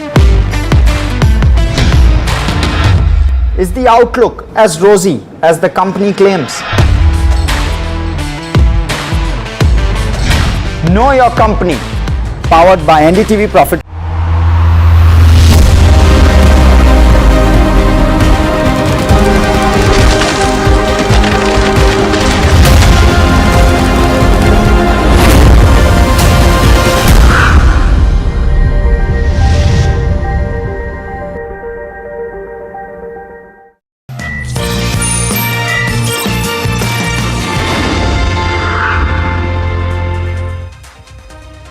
Hello and welcome to Markets at 12 on NDTV Profit. I'm Vishwanath Nair. I know it's a bit of a surprise that I'm here, but I'm here actually to conduct a special interview which we'll come to shortly. Now, yesterday there was a report that was put out by a short seller, Viceroy's Research, and that actually targeted the Vedanta group. Since then, of course, the stock has taken a hit. You can see in today's trade, it's about down 1.5% or so during the day's trade. But it's an interesting report where a bunch of allegations were made against Vedanta Group, main of which is the fact that Vedanta Group has actually entered some kind of bait and switch model of borrowing money. The report also claims that the company or the group was actually engaged in capex fraud. The authors of the report believe that the minority shareholders of Vedanta Group have been badly affected by the kind of machinations by the group, and because of which minority shareholders, including the government of India, who's a shareholder in Hindustan Zinc, are being badly damaged, and that requires accountability. Now, these are, of course, Viceroy Research's claims. On the other hand, the company, Vedanta Group, actually released a statement yesterday where they called this a malicious sort of action against the group, and that it sensationalizes existing information to sort of create a discredit Vedanta Group. Those were the statements that were made by the group, and they asked everybody to discount whatever findings Viceroy was talking about. Later today, of course, Vedanta Group will host its annual general meeting where the group's management will be talking to shareholders. But let's shift focus to Viceroy Research, because that is the sort of the joker in the pack right now. And actually, I'm joined by Fraser Perring, who's a co-founder of Viceroy Research, who's currently joining in from London. Fraser, my first question to you is that you've spoken about this bait and switch model of borrowing in Vedanta Group. I wanted to get a sense of, what specifically has happened in this, in your view. Well, the amount of the bait and switch that you've got, we covered it very well. They are consistently announcing very catchy projects in the multi-billion US dollar mark. And they never come to much, whether it's semiconductors, glass manufacturing, or nuclear power. And if you actually go through a lot of them, their delivery, the ability to deliver them, is few and far between. And it's always over-promise and under-deliver. But they use that period in which they can raise capital and divert it to just sustain the dividend flow through to VRL. And people, if you made a list historically of how this has gone and what's been achieved, after every spinning plate exercise of look what we're doing, there's a capital raise or a bond raise, and then all of a sudden it's forgotten about. It suddenly disappears a few years down the line. All right, Fraser, you've also referred to capex fraud in your report. If you can just tell us a little bit about what exactly it is that you're seeing in terms of capex fraud here in the Vedanta Group. But the expenses that they are actually utilizing or maintaining aren't compliant with audit rules. And when they're saying it's a capex expense, it's generally to pay something else, a fine, or there's a going concern issue. And they have prioritized that, even with the expansion of the steel plant, ESL, 300 million expansion. But if you actually have a look at what it was spent on, trees. Interesting. Trees. Okay, I wanted to ask you a question about a statement that you made in your report, which is saying that the actual debt of this group is valued much higher than the reported debt. Now, of course, that detrimental to the company. But how are you reaching this conclusion? Well, it's the interest cost. The interest expense, we took the company figures of net and gross interest, and we looked at the cost comparison versus the disclosed average of that, the cost of that debt. and the two don't meet. And it could be that they're doing inter-period borrowing. But the reality is that as a group per se, they're saying that they're deleveraging, whereas in reality, it's nowhere near what they say. But they want to cherry pick the good bits while ignoring where it's being transferred to. And that continues a theme which jeopardizes legitimate projects, where when they are using the debt to pay a dividend that's completely underfunded, they're also starving projects that could do with genuine capital expansion.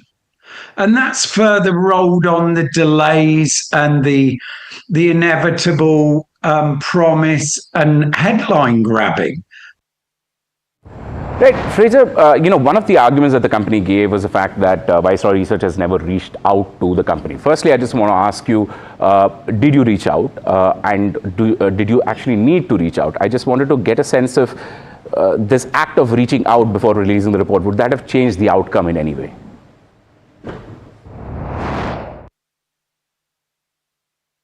Why would it affect the outcome when if a company, particularly with their, shall we say, very predictable response, the only criticism they've got is that we didn't reach out.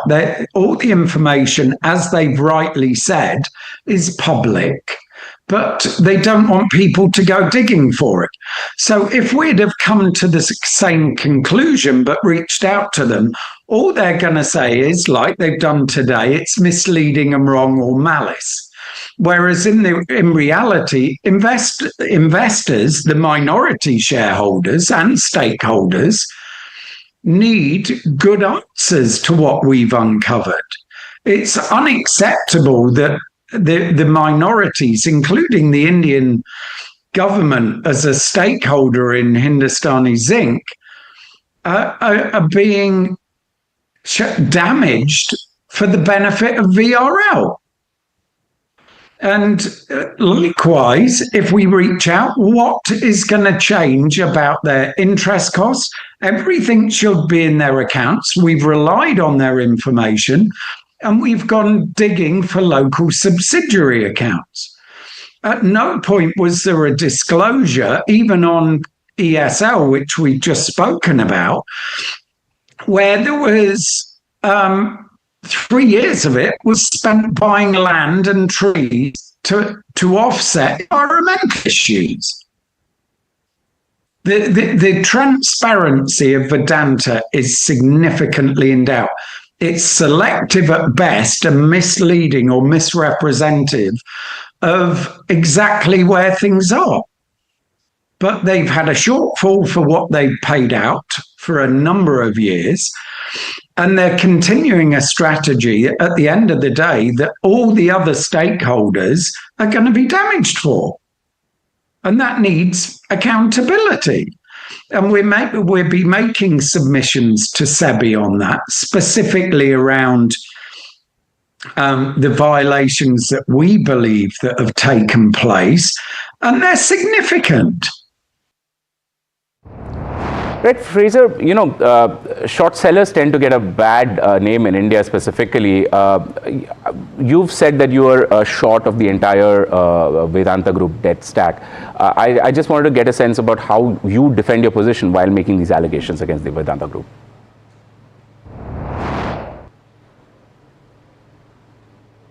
Is that not the same as analysts with clients that are long? We aren't the defense is there's our thesis.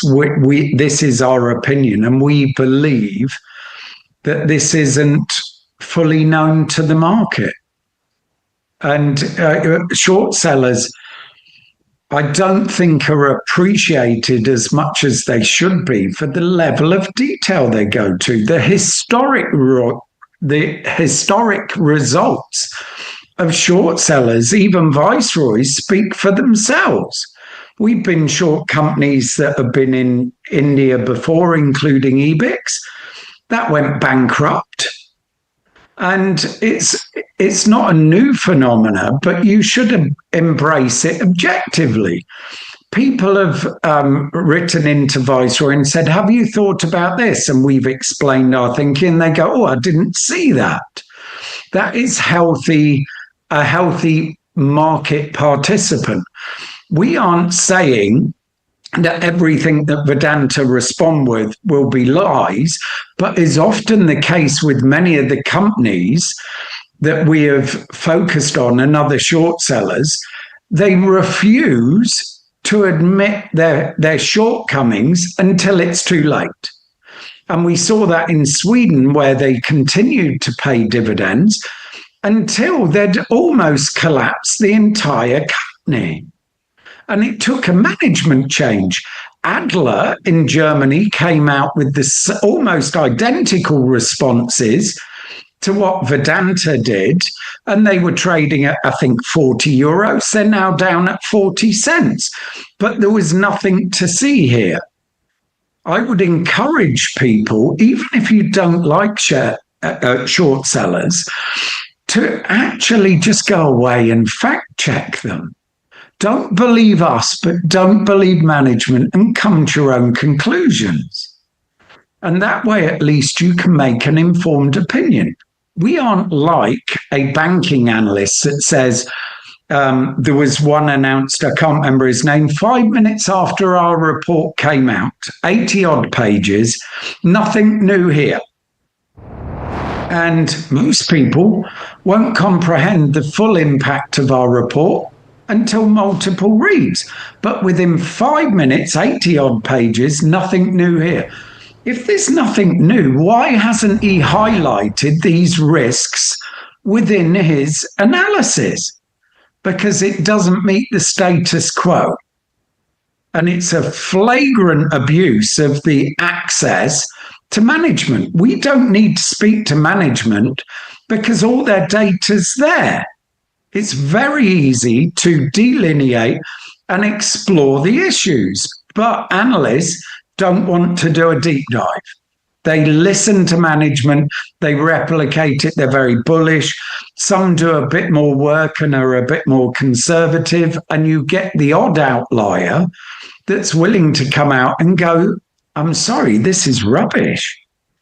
But on the whole, a company should be held to account just like we are with our work. If we find a mistake in our report, as we've done in the past, where it's, even if it hasn't had material issues or influence in our thesis, we've still highlighted the mistake and corrected it. But the companies aren't accountable, and everything they say is obviously true, and short sellers are lying. Companies prey on the prejudice the market has to short sellers. And the only people that get harmed in the end, as many shareholders in Sweden, Germany, the US, and the like have found out, their detriment is in listening to the management and not being objective. And I'll give you an example in Home REIT in the UK that we were short. It was all lies, defamatory, false, and misleading. The company has been suspended for so long, I suspect the shares are nearly worthless. And they finally come out and admit there's issues. A year and a half after calling us and all sort of negative short-selling words, pointing out exactly what Vedanta did. And now all of a sudden they're dealing with the crisis and their own liability. Right, Fraser, thank you for that detailed response. Now, I want to ask you one last question, which is that there are recent revelations that have come out in an interim report by SEBI about alleged market manipulation by Jane Street. You know, of course, this is an interim report and the final report is still awaited. But do you think that an investor who may give your report a chance and read it in full could be unduly biased about your intentions because of the prevailing conditions of the market?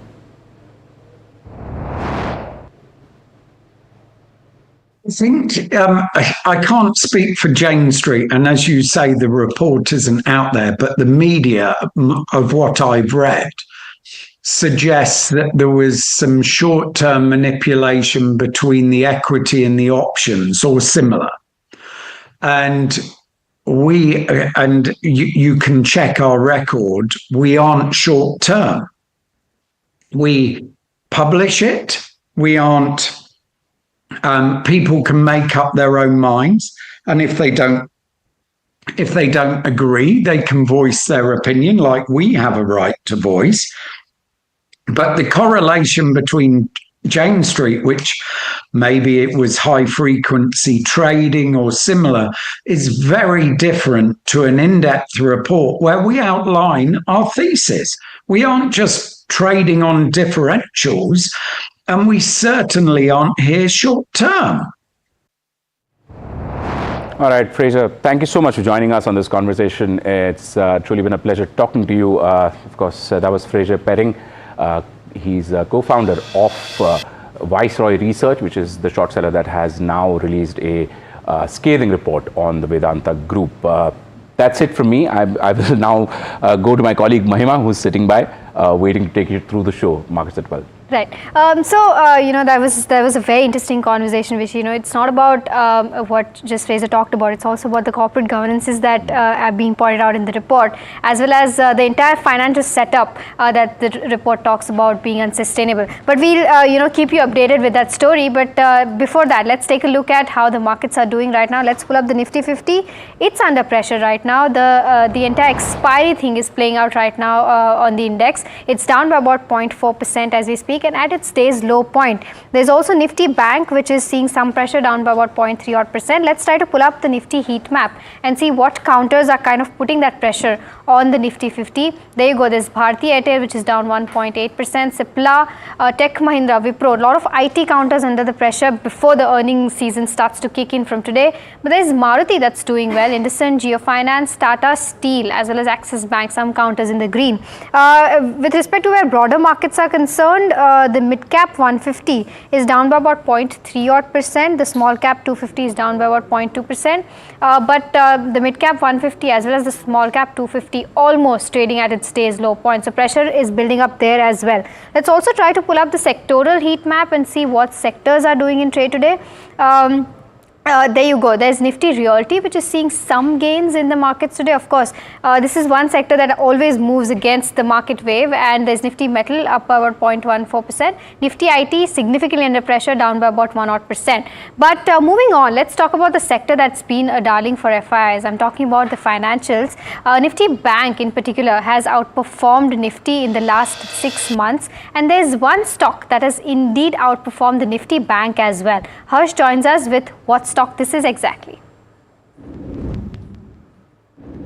Well, yes. What's happening in AU Small Finance Bank? First off, let's try and understand why AU Small Finance Bank. It's been a strong outperformer financial year to date.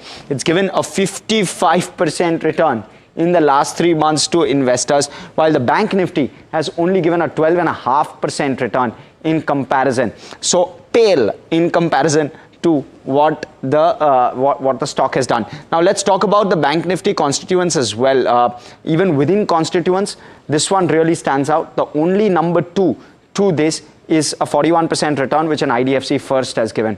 Let's talk about why the outperformance. One, growth has remained resilient. We've seen a 6 to 7% growth on the advances front QOQ in Q4, and a near 11% growth on the deposits front, again QOQ in Q4. So despite the many challenges of microfinance, growth is one factor which continues to remain strong. Let's talk about asset quality, and in Q4 you started to see a bit of an improvement with regard to those NPA ratios. Look, I quickly mark out Q3 of FY25, where asset quality GNPA number was at 2.31%. We've seen a dip in Q4, but really the NNPA is where the game has changed. 0.91% to 0.74%. Your provisioning coverage has gone up sharply, and we'll talk a little bit about that in terms of what the commentary seems to suggest as well. So this is with regard to asset quality. Now, in terms of recovery, microfinance itself is in a good cycle, so we're seeing a bit of a recovery where microfinance is concerned. Collection efficiency has improved in Q4. March collection efficiency was at 99.2%. So you're starting to see those levers start to kick in. Provisioning coverage has gone up. You've seen unsecured MFI portfolio fully covered in terms of provisioning coverage now, and that's a positive. Credit cost guided for FY26 is 75 to 85 basis points versus the FY25 number of 1.3%. So you're seeing an improvement there, and that's a vast improvement. FY26 looks more in control is what the bank has said. So all of that pointing towards an FY26 recovery. They're confident of a 1.8% ROA in FY26 despite the margin pressure which is anticipated to come as a result of the rate cut. Now, this is how profitability will therefore look likely. 2106 crore in FY25, but look at the jump in FY26 and look at the jump in FY27. So from 2100 crore, PAT will go to 3550 crore. This is as per consensus analyst estimates on Bloomberg. And what also led to this large re-rating is the valuation. Look at the April 2025 valuation, 2.3 times 1 year forward price to book versus the 4 times price to book 5-year average valuation. It currently trades at just 3 times price to book. Does it warrant a re-rating? Well, analysts clearly don't think so. 23 buy call, 6 hold, 5 sell, but a negative 8.5% return is what the average street analyst is penciling in. Back to you.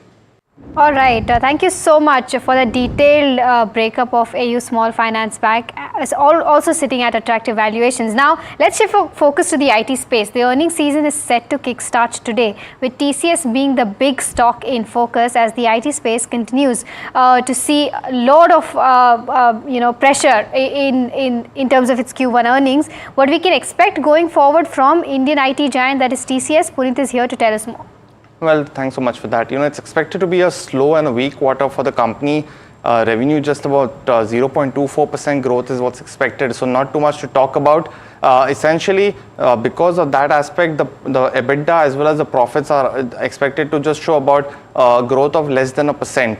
There will be 3 things to watch out for in this particular result. The one will be deal wins. Now, the company reported $12 billion in deal wins. Now, in this particular quarter, Jefferies is anticipating roughly $7 to $9 billion of deal wins. Citi is anticipating 8 to 10.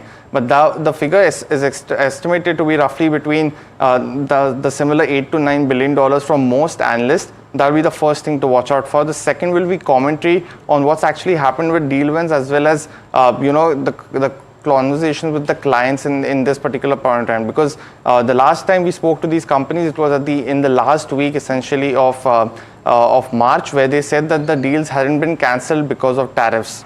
If that has continued, that'll be the other thing. And finally, on EBIT margins, the trend visible on your screen right now, 24 to 25% is what the company does. It has been maintaining that EBIT margin trend. It was most likely estimated that they will be able to do it in this time as well. And just some larger commentary on sectoral trends such as what's happening with the banking as well as the affected industries of manufacturing, retail. Those will be the last couple of things. But overall, a weak set or a muted set of growth is what's expected. But I think the commentary is what's going to drive the growth outlook for TCS going forward. All right, Puneet, thank you so much for bringing us all those details. So commentary is something that we'll watch out for, and of course a muted quarter is expected for TCS. Now shifting focus again, Bernstein has come out with a note on housing financiers. They've initiated coverage on several counters including Home First and Aptus Value. Let's bring in Harsh to give us more details on that. Well, so Bernstein has initiated coverage on housing finance companies. What they're saying is that there are several levers for HFCs. One is rising income, second is rapid urbanization, and third is low mortgage penetration. All of those should drive earnings as well as the AUM growth of some of these companies. So they are expecting a secular scale up with regard to mortgage credit, and all of these companies to likely benefit from that.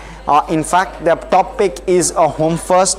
What they are giving this is a target price of 1650, an outperform rating. They're saying that it stands out for its ability to consistently replicate its operating business model across states, benefits from the smaller size, and enjoys greater flexibility both in terms of growth and profitability versus peers. Second is an Aptus, target price being 400, outperform, they're saying higher share of fixed rated loans should aid the business. Small business lending positions it well in a falling rate environment, and the valuation seem reasonable for an Aptus. The third one is an Aadhar. Target price 550, so near 20% upside. They've given this an outperform, saying that it's the largest and most geographically diversified player. They're saying it's a good proxy for the sector. They're expecting it to maintain a steady growth trajectory of around 20% AUM growth going forward as well. Aavas is the other one. Here they've given it a market perform. Target price 2070, lags peers both in terms of growth and profitability, and they're cautious with regard to the long-term outlook of Aavas because of inconsistent outcomes post geographic expansion. PNB Housing Finance is the last one. Market perform 1020 being the target price. They're saying the shift towards small ticket loans should help, of course, going forward, but there are concerns with regard to the high reliance on balance transfers and agent sourcing, or rather agent sourcing loans, and therefore that's the full picture how Bernstein sees housing financiers. All right, Harsh, thank you so much for putting that into perspective. And Home First Finance is the only counter that's seeing significant amount of gains of about 2.3%. But with that, we're completely out of time on this edition of Markets at 12. But do stay tuned to NDTV Profit for more news and updates on the other side.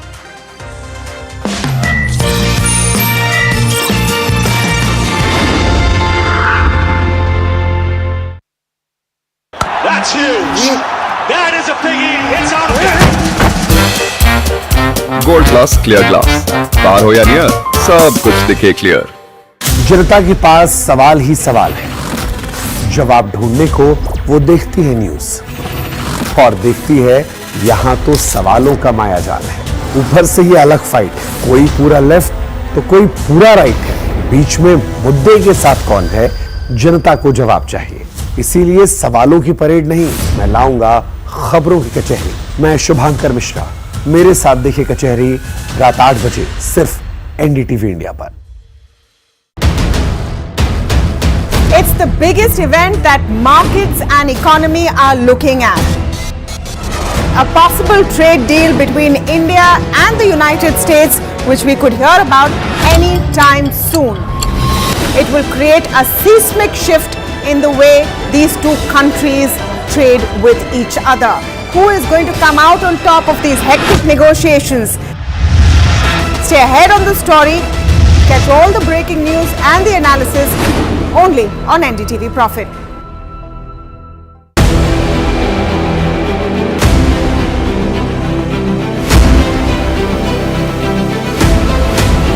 Imports become the exception rather than the norm, and increasingly we do almost last year, for example, of the contracts that we signed of record 2,09,000 crores, 81% was awarded to the domestic industry.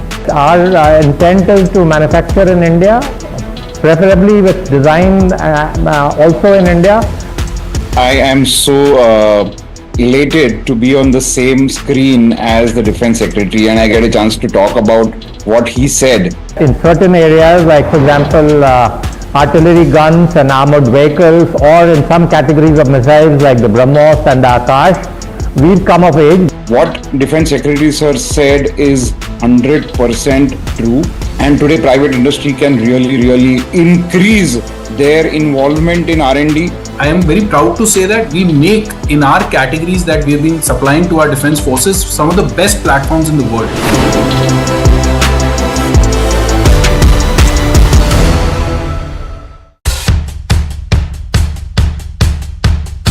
The markets move fast. And so should your portfolio. Expert insights, real-time stock picks. Do I buy Ola? Should I hold CDSL for the long term? Buy, sell or hold. The answers you need, straight from the expert.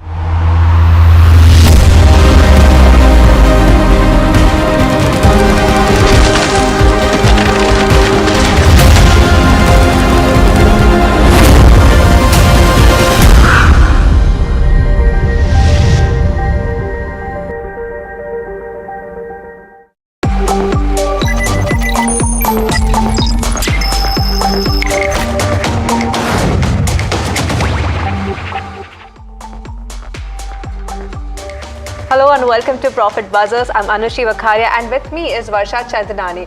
Varsha, again, it's another session of a quiet trade that we are looking at, right? If we look at the benchmark as well as the broader markets, it's almost a flat kind of moves that we are looking at the overall market. In fact, let's talk about the benchmark indices first. If we are looking at Nifty 50, we are seeing cuts of over 0.3% currently, some bit of recovery that we are still seeing from the last half an hour or so, but it is down in red. In fact, let's see the point contribution table to understand which are some of these stocks which are under the pressure today. We are right at the top. We have Bharti Airtel, Infosys and ICICI Bank which are in the red, contributing negatively to the index, while what is in positive is something like an Axis Bank, Maruti as well as Tata Steel.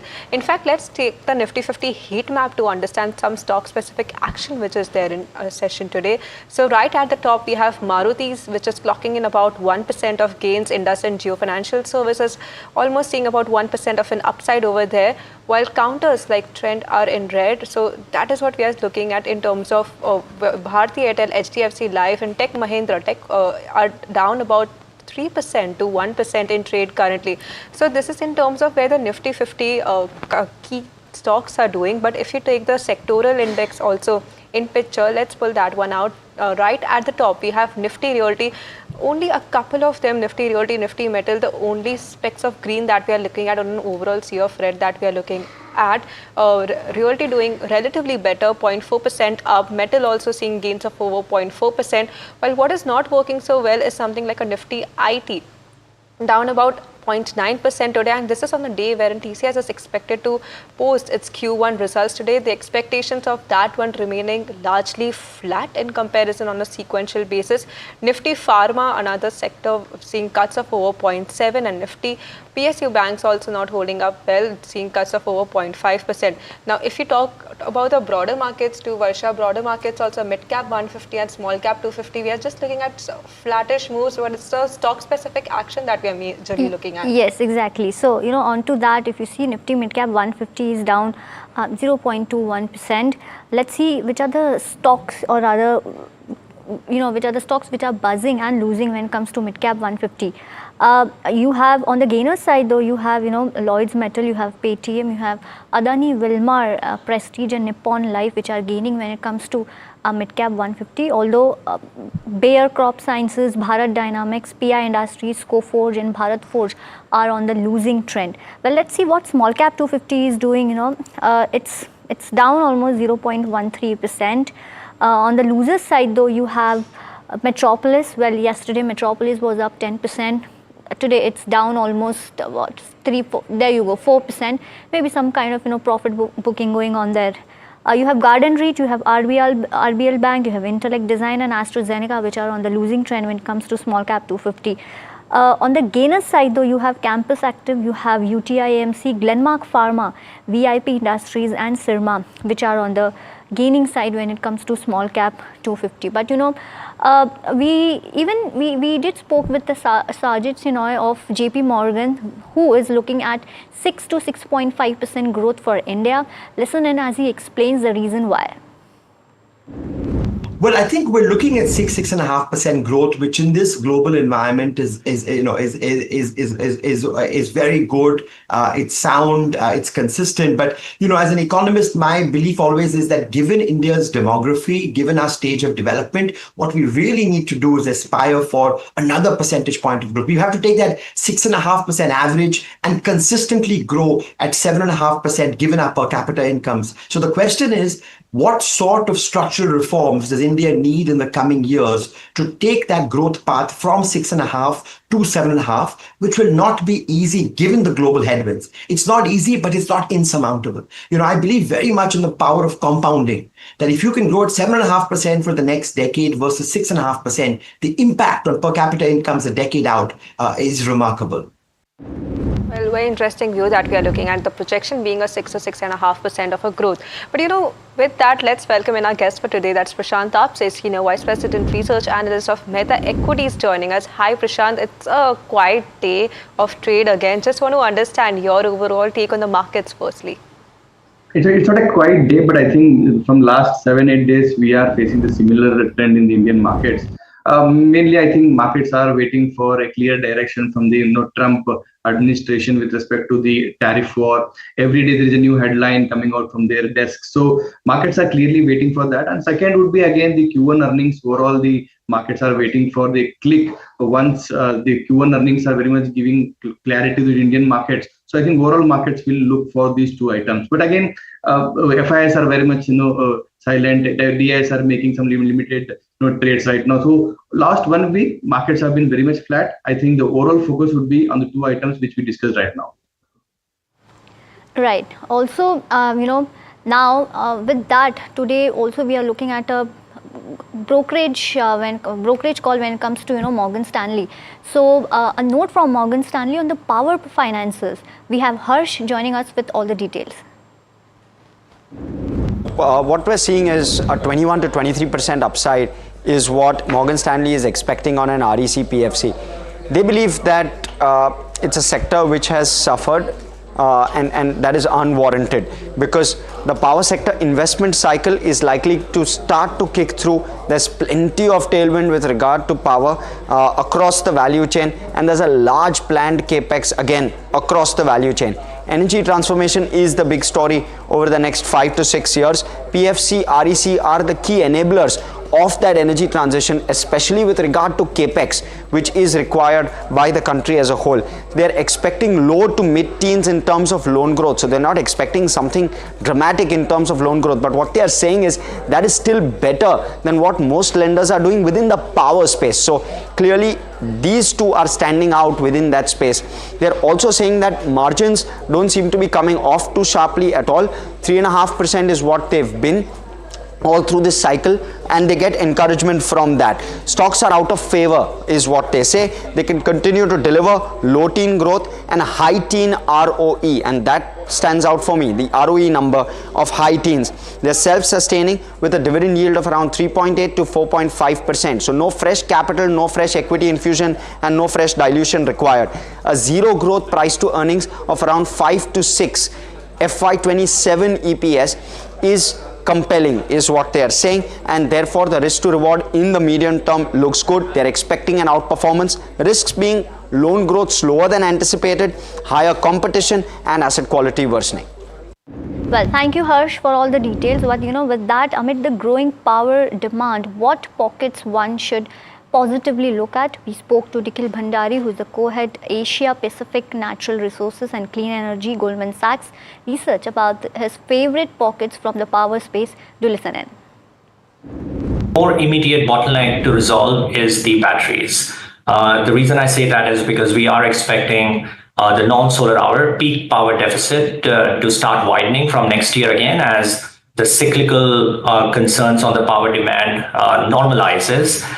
So again, batteries is the more immediate bottleneck. We don't have a lot of battery cell manufacturing. Within the battery as well, it's not the best system that we're talking about is the main bottleneck. I think the main bottleneck is the battery cells. That is a highly consolidated industry globally. Entry barriers are high. And that is where the self-sufficiency will be a bit of challenge. But those companies who are able to manufacture cells locally will be at an advantage, or will be able to command a better return on their investment. So that's one. The second, as I said, revival of thermal is an important theme here, and those who will be helping build, generate that power, move around the coal, produce the coal, all of that will be important in that equation. So that's again another interesting hunting ground from a medium-term perspective. Well, Prashant, a lot of things going on in power sector. You have BESS, people are going crazy when it comes to BESS. Then on the other play, you have this power finances also, which will be benefiting from the overall power sector. Just wanted to have your view on the overall sector, number one.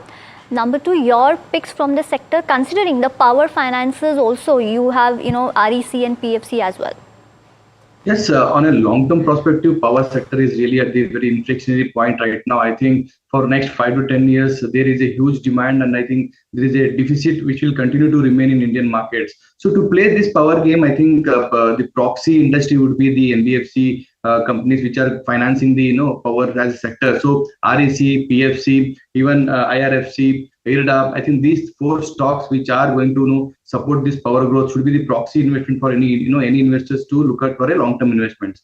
Again, on the other side, again the power generators like Tata Power, Adani Power, they also look good. So any investor who would like to have a long-term play on the power sector, I think the proxy play from the RAC, PFC, and later again have the generators like Tata Power and even Adani Power should be in the part of portfolio. That's the overall take that we are seeing on the power and the power financials that we are looking at. But a couple of other order wins which are in focus and are buzzing in trade. In fact, I want to pull up something like an Enviro Infra Engineers. Now, this is buzzing on the back of a 395 crore of an order that we are looking at. Now, the company had entered into a JV with Altero Pro Infrastructure for this new order that we are seeing. And this order worth about 395 crore is from Maharashtra Industrial Development Corp. This is for the Panch Ganga River pollution control measures that we are looking at, and the order execution period for this one being about 2 years. Now, if you look at the order book of the company, that stood at 1,186 crore at the end of March 25. So that's on Enviro that we are seeing. But the other stock in focus is also something like a Railtel Corp, considerably a smaller order size that we are looking at. A 17.5 crore is the win that we are seeing from General Administration Department of Chhattisgarh, and this pertains to domestic order for network connectivity operation and maintenance over there. Order is to be executed by Jan 31, so it's a relatively longer period that we are looking at. Now, if you take Railtel's order in consideration, that stands at about 7,000 crore as of March 25. So, Prashant, let me come to you on these two counters. Just want to understand your overall space, especially with something like an Enviro Infra Engineer, considering that the water infra, if you see most of these companies in the last 6 months or 1 year period or so, they have seen a significant downtake. A lot of this also on the play of the Jal Jeevan Mission related payment delays which have happened, which has led to this kind of a cut in terms of where their projections are concerned. Just want to get your sense. Obviously, yes, the right point you have mentioned it with respect to delaying the payment, but one should understand this sector is totally dependent on 2 things. One is the private sector companies which are going to have water treatment facilities. They have a huge scope for growth. But again, there is a involvement of government also. They are also focusing more on the water treatment plants which should be done in every state. So, but when we deal with government, we will face some kind of payment issues. Obviously, it's a history. We all know it. But with respect to Enviro, again, I'm very much bullish because it's a recently listed companies, and again, I think the way how the valuations are concerned. So I think with respect to the ROEs, again, very much comfortable to have a very positive outlook for a long-term investors. Short term, I think I have to wait and watch for the quarter-on-quarter earning growth. There should be some kind of decent growth in terms of EBITDA margin, which is missing right now from last 2-3 quarters. This sector has a strong growth, but again, on a long-term investment. Got that view, Prashant. Thank you for that. But Waaree Energies and Indosolar is in focus now because Waaree Energies is going to offload 2.4% of stake in Indosolar via OFS. Now, OFS comprises of 10 lakh equity shares, which represents 2.4% of total paid-up capital. Now, this offer is undertaken to comply with minimum public shareholding norms. Now, do remember that Indosolar is a subsidiary company of Waaree Energies. Waaree held almost 96% of stake as of March 31st. Now, OFS will be conducted on July 10, that is today, for non-retail investors, and on July 11, that is tomorrow, for retail investors. Floor price has been set at rupees 265 per share, which is, there's been no discount given to retail investors, and the antique stock broking is acting as a seller's broker. But interesting thing when it comes to Indosolar is the trading has been resumed from June 19th, 2025. Before that, it was suspended. And Waaree Energies recently sold about 1.15% of its stake through an offer for sale at rupees 10 on June 5th and 6th. And if you see the Indosolar right now, the stock price is at what? About 200. So you can see the gap. Waaree Energies sold it at 10 rupees and the stock price today is more than 200. And Indosolar's listing on the stock exchanges marks a remarkable success story. This is driven by acquisition of Waaree Energies and a significant financial turnaround that the company has seen. Prashant, now your view when it comes to Waaree Energies and of course Indosolar. I don't know if you track Indosolar. Solar is a very recently demerged entity which got listed, I think 1 month back. So there is a very limited data to analyze and then comment on that. But again, if you see the valuations and the business model, I think Indosolar has a lot of scope to have a higher growth in terms of business as well as in the valuation terms, because the company is almost is into solar polyvoltaic cells, so obviously that is in high demand. And the way when the Vara Energy has come up with an IPO, there were some kind of concerns with respect to the US economy, where there is some kind of restriction of solar cells of importing. So, but again, now it is very clear they have started their own capacities. Vara Energy has now their biggest capacities coming in US. So, in terms of valuations for Vara Energy, I'm very much bullish still at this point of time. Even the growth is justifying the valuations which currently it is trading around. But again, I would like to wait and watch for the Q1 earnings. I think Q3, Q4 both have delivered a very good numbers. Similar kind of numbers can be expected in the Q1 earnings, and that can take the stock higher towards 3,300 to 3,400. An optimistic view is what we are seeing for Vara Energies, with valuations remaining favorable. So that's the view that we are seeing for Vara. But let's shift our focus to a couple of bulk deals which happened in trade yesterday, and they're buzzing in trade today, in fact. Mahima joins us to give us more details on this. It's the first one that I'll start with is Asian Paints and Axonobyl, because Asian Paints has sold around 20 lakh odd shares, that is 4.4% of their equity in Axonobyl now in an open offer. The open offer price was set at around 3,417, but the deal with Asian Paints took place at 3,651. So that's a 7% premium that Asian Paints has got. Their entire stake sale was done at 730 odd crores, and Asian Paints has doubled its returns in Axonobyl investment. They bought stake in 2017-18, and the fair value while buying the entire stake was 359. So this is with regards to where Axonobyl and Asian Paints goes. The next one is Sammaan Capital. Small cap world funds sold around 2.08% stake in the counter at 1 to 2 apiece. Small cap world fund generally had actually entered the counter 2 quarters ago and had bought around 4.91% stake in the company, and the fund now will bring down its stake to around 2.83% post its stake sale.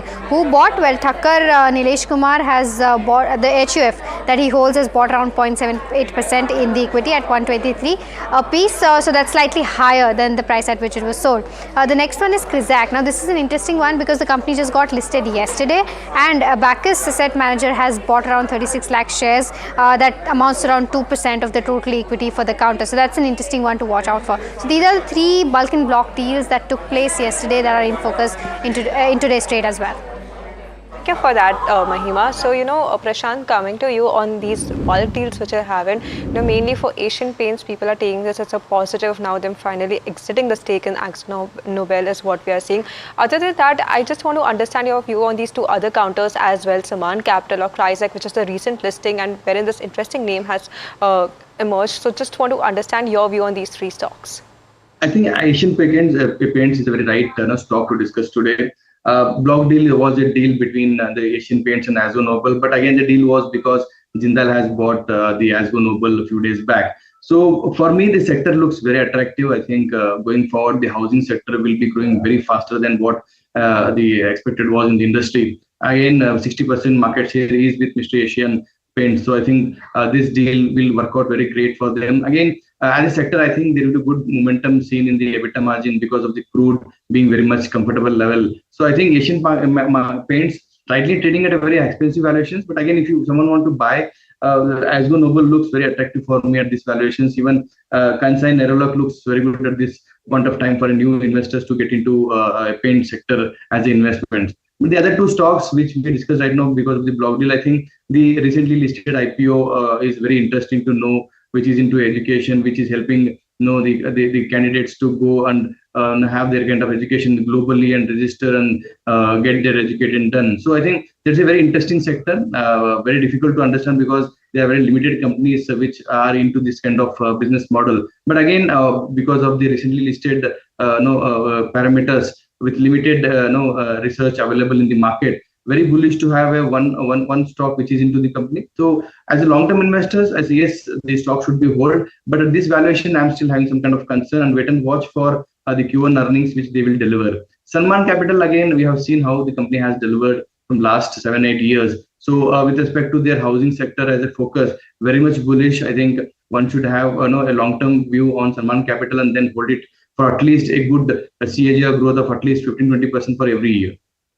Okay, so that's the view that we are seeing for some of these stocks which are buzzing on the back of bulk deals that we are looking at. Here, let's shift focus to something like in the defense space. And here, Bharat Dynamics is the stock that I'm talking about. If you are looking at the current moves, it's down about 4%. But the note that came out was relatively positive. In fact, Motilal Oswal has initiated a neutral stance on this counter, and this is with a target price of 1,900 that we are looking at. So almost flattish moves from the current levels that we are seeing. Now, what they are essentially saying is that they're talking more about the macro side of the picture, pointing about the global spending and how it can benefit something like Bharat Dynamics and overall defense space as general.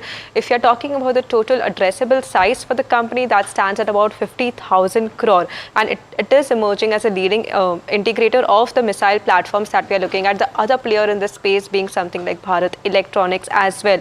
Focus will continue to remain on indigenization, as pointed out by other companies as well. But what is interesting to note is that the note has pointed that valuations remain considerably fair, and it would look for lower entry points for this for the brokerage to enter into this stock. So that's the overall view that we are building for Bharat Dynamics. But Prashant, want to understand firstly, overall, if we see the defense, the theme has been played out repeatedly in this last 6 months, 1 year period. A lot of geopolitical developments that have been happening as well. Want to understand currently your stance, considering where the valuations are currently, and what's your view on something like Bharat Dynamics in this? On the valuation concern, again, all the companies or the top 5 companies are having expensive valuations right now. I think execution is the main point. One should focus more on quarter to see how the companies are performing. With respect to sector, again, I am very much bullish for next 2 to 3 years at least, because we have seen how last 6 months Indian products, India-Pakistan war has delivered products efficiency, and I think that will indirectly bring in a lot of export opportunities for Indian defense companies. And again, BDL, BEL, BEML, HAL, these stocks will be highly in focus due to the export opportunities. Yes, only one concern, I think valuation, again, Bharat Dynamics is trading at almost like 100 plus PE on a forward basis and price to book valuation of like 16 to 16 times. So very much uncomfortable to have a very fresh position. But again, any price correction due to any profit booking attempt or market corrections, I think a defensive stock should be in the buy on dip strategies, but as a long-term investor, not as a trading. Well, thank you for that view, Prashant. Well, moving on, Bernstein has come out with a note on housing financiers, initiating coverage on several counters, including Home First and Aptus Value. Let's bring in Harsh to give us more details. Well, so Bernstein has initiated coverage on housing finance companies. What they're saying is that there are several levers for HFCs. One is rising income, second is rapid urbanization, and third is low mortgage penetration. All of those should drive earnings as well as the AUM growth of some of these companies. So they are expecting a secular scale up with regard to mortgage credit, and all of these companies to likely benefit from that. In fact, their top pick is a Home First. What they are giving this is a target price of 1650, an outperform rating. They're saying that it stands out for its ability to consistently replicate its operating business model across states, benefits from the smaller size, and enjoys greater flexibility, both in terms of growth and profitability versus peers. Second is an Aptus, target price being 400, outperform. They're saying higher share of fixed rated loans should aid the business. Small business lending positions it well in a falling rate environment, and the valuation seem reasonable for an Aptus. The third one is an Aadhar, target price 550, so near 20% upside. They've given this an outperform, saying that it's the largest and most geographically diversified player. They're saying it's a good proxy for the sector. They're expecting it to maintain a steady growth trajectory of around 20% AUM growth going forward as well. Aavas is the other one. Here they've given it a market perform, target price 2070, lags peers both in terms of growth and profitability, and they're cautious with regard to the long-term outlook of Aavas because of inconsistent outcomes post geographic expansion. PNB Housing Finance is the last one, market perform 1020 being the target price. They're saying the shift towards small ticket loans should help, of course, going forward, but there are concerns with regard to the high reliance on balance transfers and agent sourcing. Or rather agent sourcing loans, and therefore that's the full picture how Bernstein sees housing financiers. Right. Thank you so much, Harsh, for all the details. Well, Prashant, overall view on housing financials, number one, and then you have Home First, Aptus, Aadhar, PNB Housing, and Aavas Finances. what will be your pick considering the valuations and why? Again, housing sector, we are very much bullish at Mehta Equities. Again, considering the way how next 2 years the growth will be very much aggressive, more than what GDP is growing right now. I think 15-20% can be expected growth can be seen in the housing sector, and obviously 70-80% of the housing growth will come from the loan book only. In these 4-5 stocks, I think PNB is one of the favorite pick from Mehta Equities. Again, with respect to valuations, very much comfortable to have a fresh position on PNB housing. Again, despite having the same addressable market, even Bajaj Housing Finance looks very good for me. If you have seen the Q1 earning updates, they have grown their AUM by almost 24%. So in this space, we like two companies. One is Bajaj Housing as a sectoral fastest growing company in housing finance. Second, on the valuation front, again, PNB Housing looks very good, attractive at this point of time. Okay, so these are the picks in the housing or financial space that we are looking at. But let's talk about the sector that has been a darling for FIIs, and I'm talking about financials here as well. Nifty Bank in particular has outperformed Nifty in the last 6 months that we are looking at, and there's one stock that has indeed outperformed Nifty Bank as well. Harsh joins us to talk to us about which is the stock and what is happening in this space. Well, yes. So what's happening in AU Small Finance Bank? First off, let's try and understand why AU Small Finance Bank. It's been a strong outperformer financial year to date. It's given a 55% return in the last 3 months to investors, while the Bank Nifty has only given a 12.5% return in comparison. So pale in comparison to what the stock has done. Now let's talk about the Bank Nifty constituents as well. Even within constituents, this one really stands out. The only number 2 to this is a 41% return, which an IDFC First has given. Let's talk about why the outperformance. One, growth has remained resilient. We've seen a 6 to 7% growth on the advances front QOQ in Q4 and a near 11% growth on the deposits front, again QOQ in Q4. So despite the many challenges of microfinance, growth is one factor which continues to remain strong. Let's talk about asset quality, and in Q4 you started to see a bit of an improvement with regard to those NPA ratios. Look, I quickly mark out Q3 of FY25 where asset quality GNPA number was at 2.31%. We've seen a dip in Q4, but really the NNPA is where the game has changed. 0.91% to 0.74%. Your provisioning coverage has gone up sharply, and we'll talk a little bit about that in terms of what the commentary seems to suggest as well. So this is with regard to asset quality. Now, in terms of recovery, microfinance itself is in a good cycle, so we're seeing a bit of a recovery where microfinance is concerned. Collection efficiency has improved in Q4. March collection efficiency was at 99.2%. So you're starting to see those levers start to kick in. Provisioning coverage has gone up. You've seen unsecured MFI portfolio fully covered in terms of provisioning coverage now, and that's a positive. Credit cost guided for FY26 is 75 to 85 basis points versus the FY25 number of 1.3%. So you're seeing an improvement there, and that's a vast improvement. FY26 looks more in control is what the bank has said. So all of that pointing towards an FY26 recovery. They're confident of a 1.8% ROA in FY26 despite the margin pressure which is anticipated to come as a result of the rate cut. Now, this is how profitability will therefore look likely. 2106 crore in FY25, but look at the jump in FY26 and look at the jump in FY27. So from 2100 crore, PAT will go to 3550 crore. This is as per consensus analyst estimates on Bloomberg. And what also led to this large re-rating is the valuation. Look at the April 2025 valuation, 2.3 times 1 year forward price to book versus the 4 times price to book 5-year average valuation. It currently trades at just 3 times price to book. Does it warrant a re-rating? Well, analysts clearly don't think so. 23 buy call, 6 hold, 5 sell, but a negative 8.5% return is what the average street analyst is penciling in. Back to you.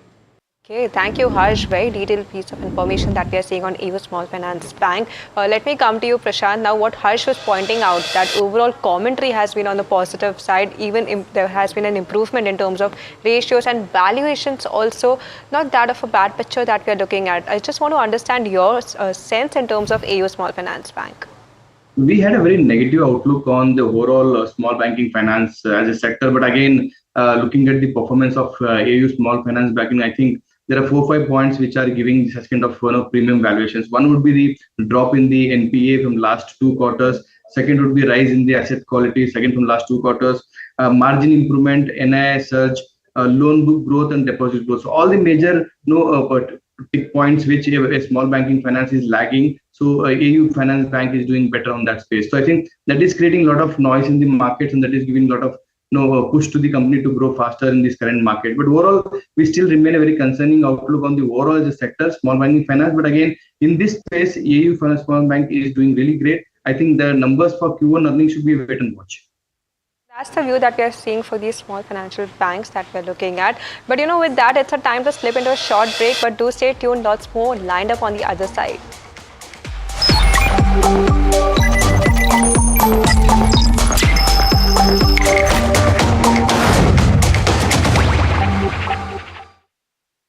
Gold class optimistic reflective glass लगाओ, धूप की गर्मी को दूर भगाओ और बिजली का बिल भी बचाओ।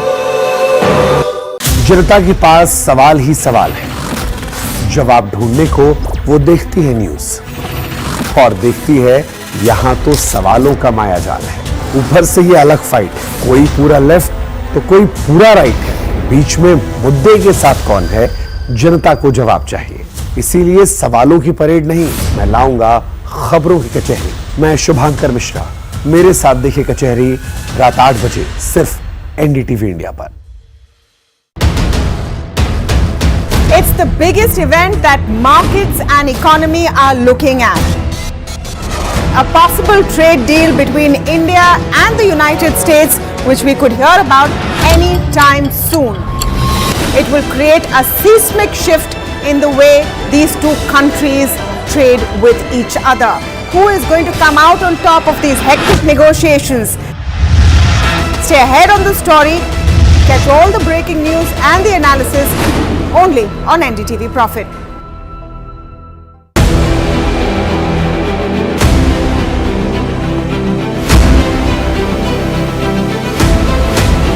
Imports become the exception rather than the norm, and increasingly we do almost last year, for example, of the contracts that we signed of record 2,09,000 crores, 81% was awarded to the domestic industry. Our intent is to manufacture in India, preferably with design also in India. I am so elated to be on the same screen as the Defense Secretary, and I get a chance to talk about what he said. In certain areas, like for example, artillery guns and armored vehicles, or in some categories of missiles like the BrahMos and the Akash, we've come of age. What Defense Secretary Sir said is 100% true, and today private industry can really increase their involvement in R&D. I am very proud to say that we make, in our categories that we have been supplying to our defense forces, some of the best platforms in the world.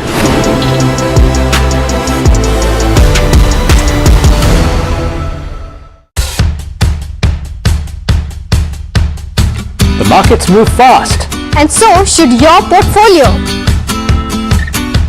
Expert insights, real-time stock picks. Do I buy Ola? Should I hold CDSL for the long term? Buy, sell or hold? The answers you need, straight from the experts. Callers from India and across the world. Connect live, ask, decide and invest wisely. Your portfolio, your future. Ask Profit.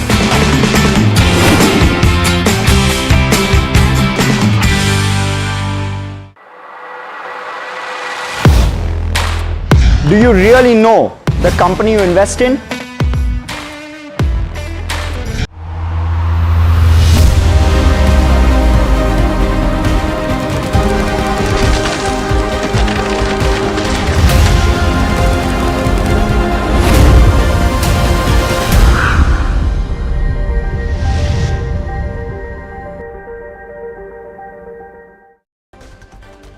Markets near days low, Nifty trades below 25,400, Nifty Realty and Metal amongst the few sectors trading in the green. And Enviro Infra buzzing on the back of order window. The company bags 395 crore order from Maharashtra Industrial Development Corp. The earnings season kicks off today with the likes of TCS, Tata Elxsi and Anand Rathi set to post their first quarter earnings later in the day. And Vedanta set to hold its AGM amidst short seller Viceroy's allegations. We speak to the founder about their submission of their findings to SEBI. Another day, another IPO opens. SmartWorks co-working spaces for 583 crore issue. Proceeds are earmarked for debt repayment and capital expenditure. Overall subscription as of 1 p.m. stands at 0.2 times.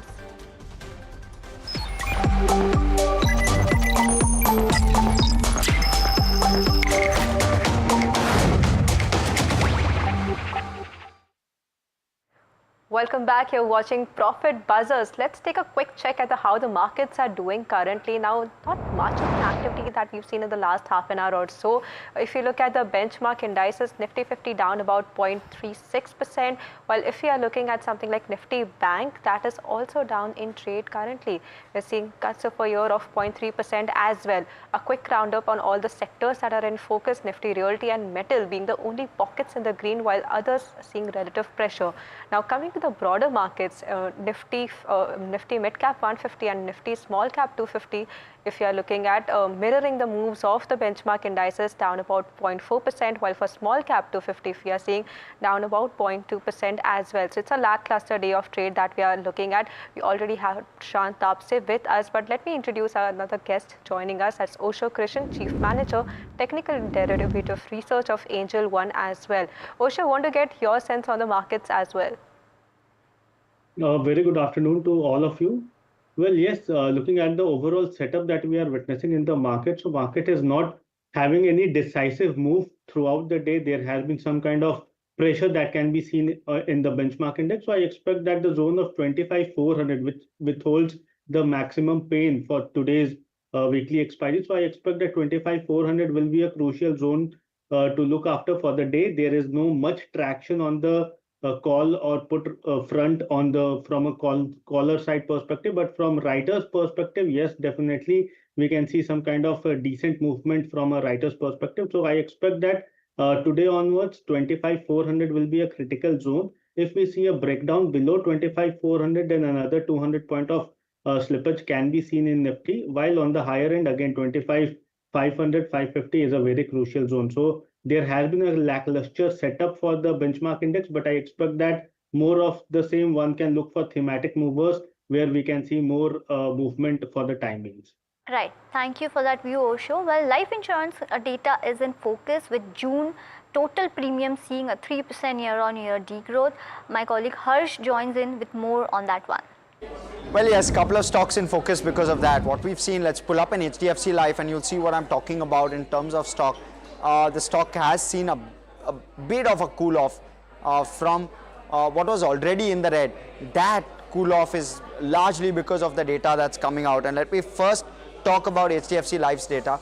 Well, when you're looking at the June data, the premium collected is down 6% on a YOY basis. But when you're looking at the Q1 data, it's actually looking quite good for HDFC Life despite that June data. So 14.5% on the Q1 data. So likely this cool off is because of the June data that we're seeing, because of course April and May was already disclosed. So that's the one stock I want to quickly highlight. But outside of that, SBI Life 2 declaring numbers with regard to June. It's a poor set, 12% down, LIC down 3%, and you're also seeing some bit of a cool off on Bajaj Life, which is down 21% when you're looking at it YOY for the month of June. Max was the one that stood out. Axis Max, 21% growth that we're seeing. I wonder what's happening to that stock. Let's pull it up. And the industry, of course, as a whole, as Varsha said, degrowth of 3%. Back to you guys. Right. Thank you so much, Harsh, for all the details. Well, Prashant, two stocks that Harsh was focusing on. One is HDFC Life and the other one is Axis Max. So good numbers when it comes to Axis Max, and on the HDFC Life, if you see Q1 data is good. So just wanted to have your view on both of the stocks. So overall, with respect to valuations, I think HDFC Life had a very sharp move in the recent times, and the valuations were very much elevated, almost trading at a very high valuation of almost 10 times price to book valuation, almost as good as SBI Life. So I think because of these month-on-month numbers, which were disappointing, there is some kind of profit booking attempt seen in the last 1 week session. So this will continue. I think the pressure will remain on the stock, and the stock can come down to at least 10% from the current levels, which will justify some kind of valuation mismatch with respect to the earnings expectations. But again, Axis Max Life, again, I think that has delivered a very great numbers in terms of month-on-month numbers. But again, on the valuation side, that too is trading at a very high P valuations, and even a little bit lower to the price to book valuation. So overall, these two stocks are on the premium side. They have grown very aggressively, in last 2-3 quarters. But again, this recent numbers of June is some kind of disappointing. That is bringing some kind of pressure in the stock price. Got that view. And Osho, how are charts looking when it comes to both of the stocks, HDFC Life and Axis Max? See, overall HDFC Life, all the counters are looking quite decent as of now. I'm not having any kind of a very pessimistic view in these counters, because already we have seen a very decent run up. But after these run up, there is a possibility of some kind of cool off or profit booking that can be seen. So for HDFC Life, I expect somewhere around the zone of 740, 750 to be retested in the current period, and whole setup is still robust, but on the lower end, one can look for buying opportunities also. Okay, so that's the overall picture that we are seeing for a couple of these life insurers names, and this is on the back of their latest data that has come out. But what has took the street by the surprise is Viceroy's research report on Vedanta. Now the stock is down about 1% today. In an exclusive conversation, NDTV Profit spoke to the co-founder of Viceroy Research when asked whether or not the short seller considered sending its findings to the company. Here's what he had to say. Listen in. We're in the process at the moment of making a submission to SEBI outlining our concerns and referencing some of the points within law where we feel they've been breached. Because if we'd have reached out to the company, they'd have said, no, it's not true. They'd have said the same things, but at least there's a public forum in which accountability is present. And we will publish our submissions to SEBI. Okay, so that's the picture that we are seeing for Vedanta. A couple of findings over there which took the street by surprise in terms of what's happening with the company. Osho, coming to you on this one, if you got the chance to take a glance at this report and your view on Vedanta. See, overall, the counter is obviously at a decent movement. It is having a very strong consolidation at a higher level. So I'm expecting that in the coming period, yes, because of the news, there can be some kind of volatility that can be seen in this counter. But overall, the technical setup still remains robust. So I expect that dip towards the zone of 420, 410 should be auguring well for the buyers. Currently, it is hovering around the cluster of moving averages. So I expect that this will be a very crucial juncture. 435, 440 will be a very crucial juncture. If there is further continuation on the lower end, then we can see nearly 20 to 20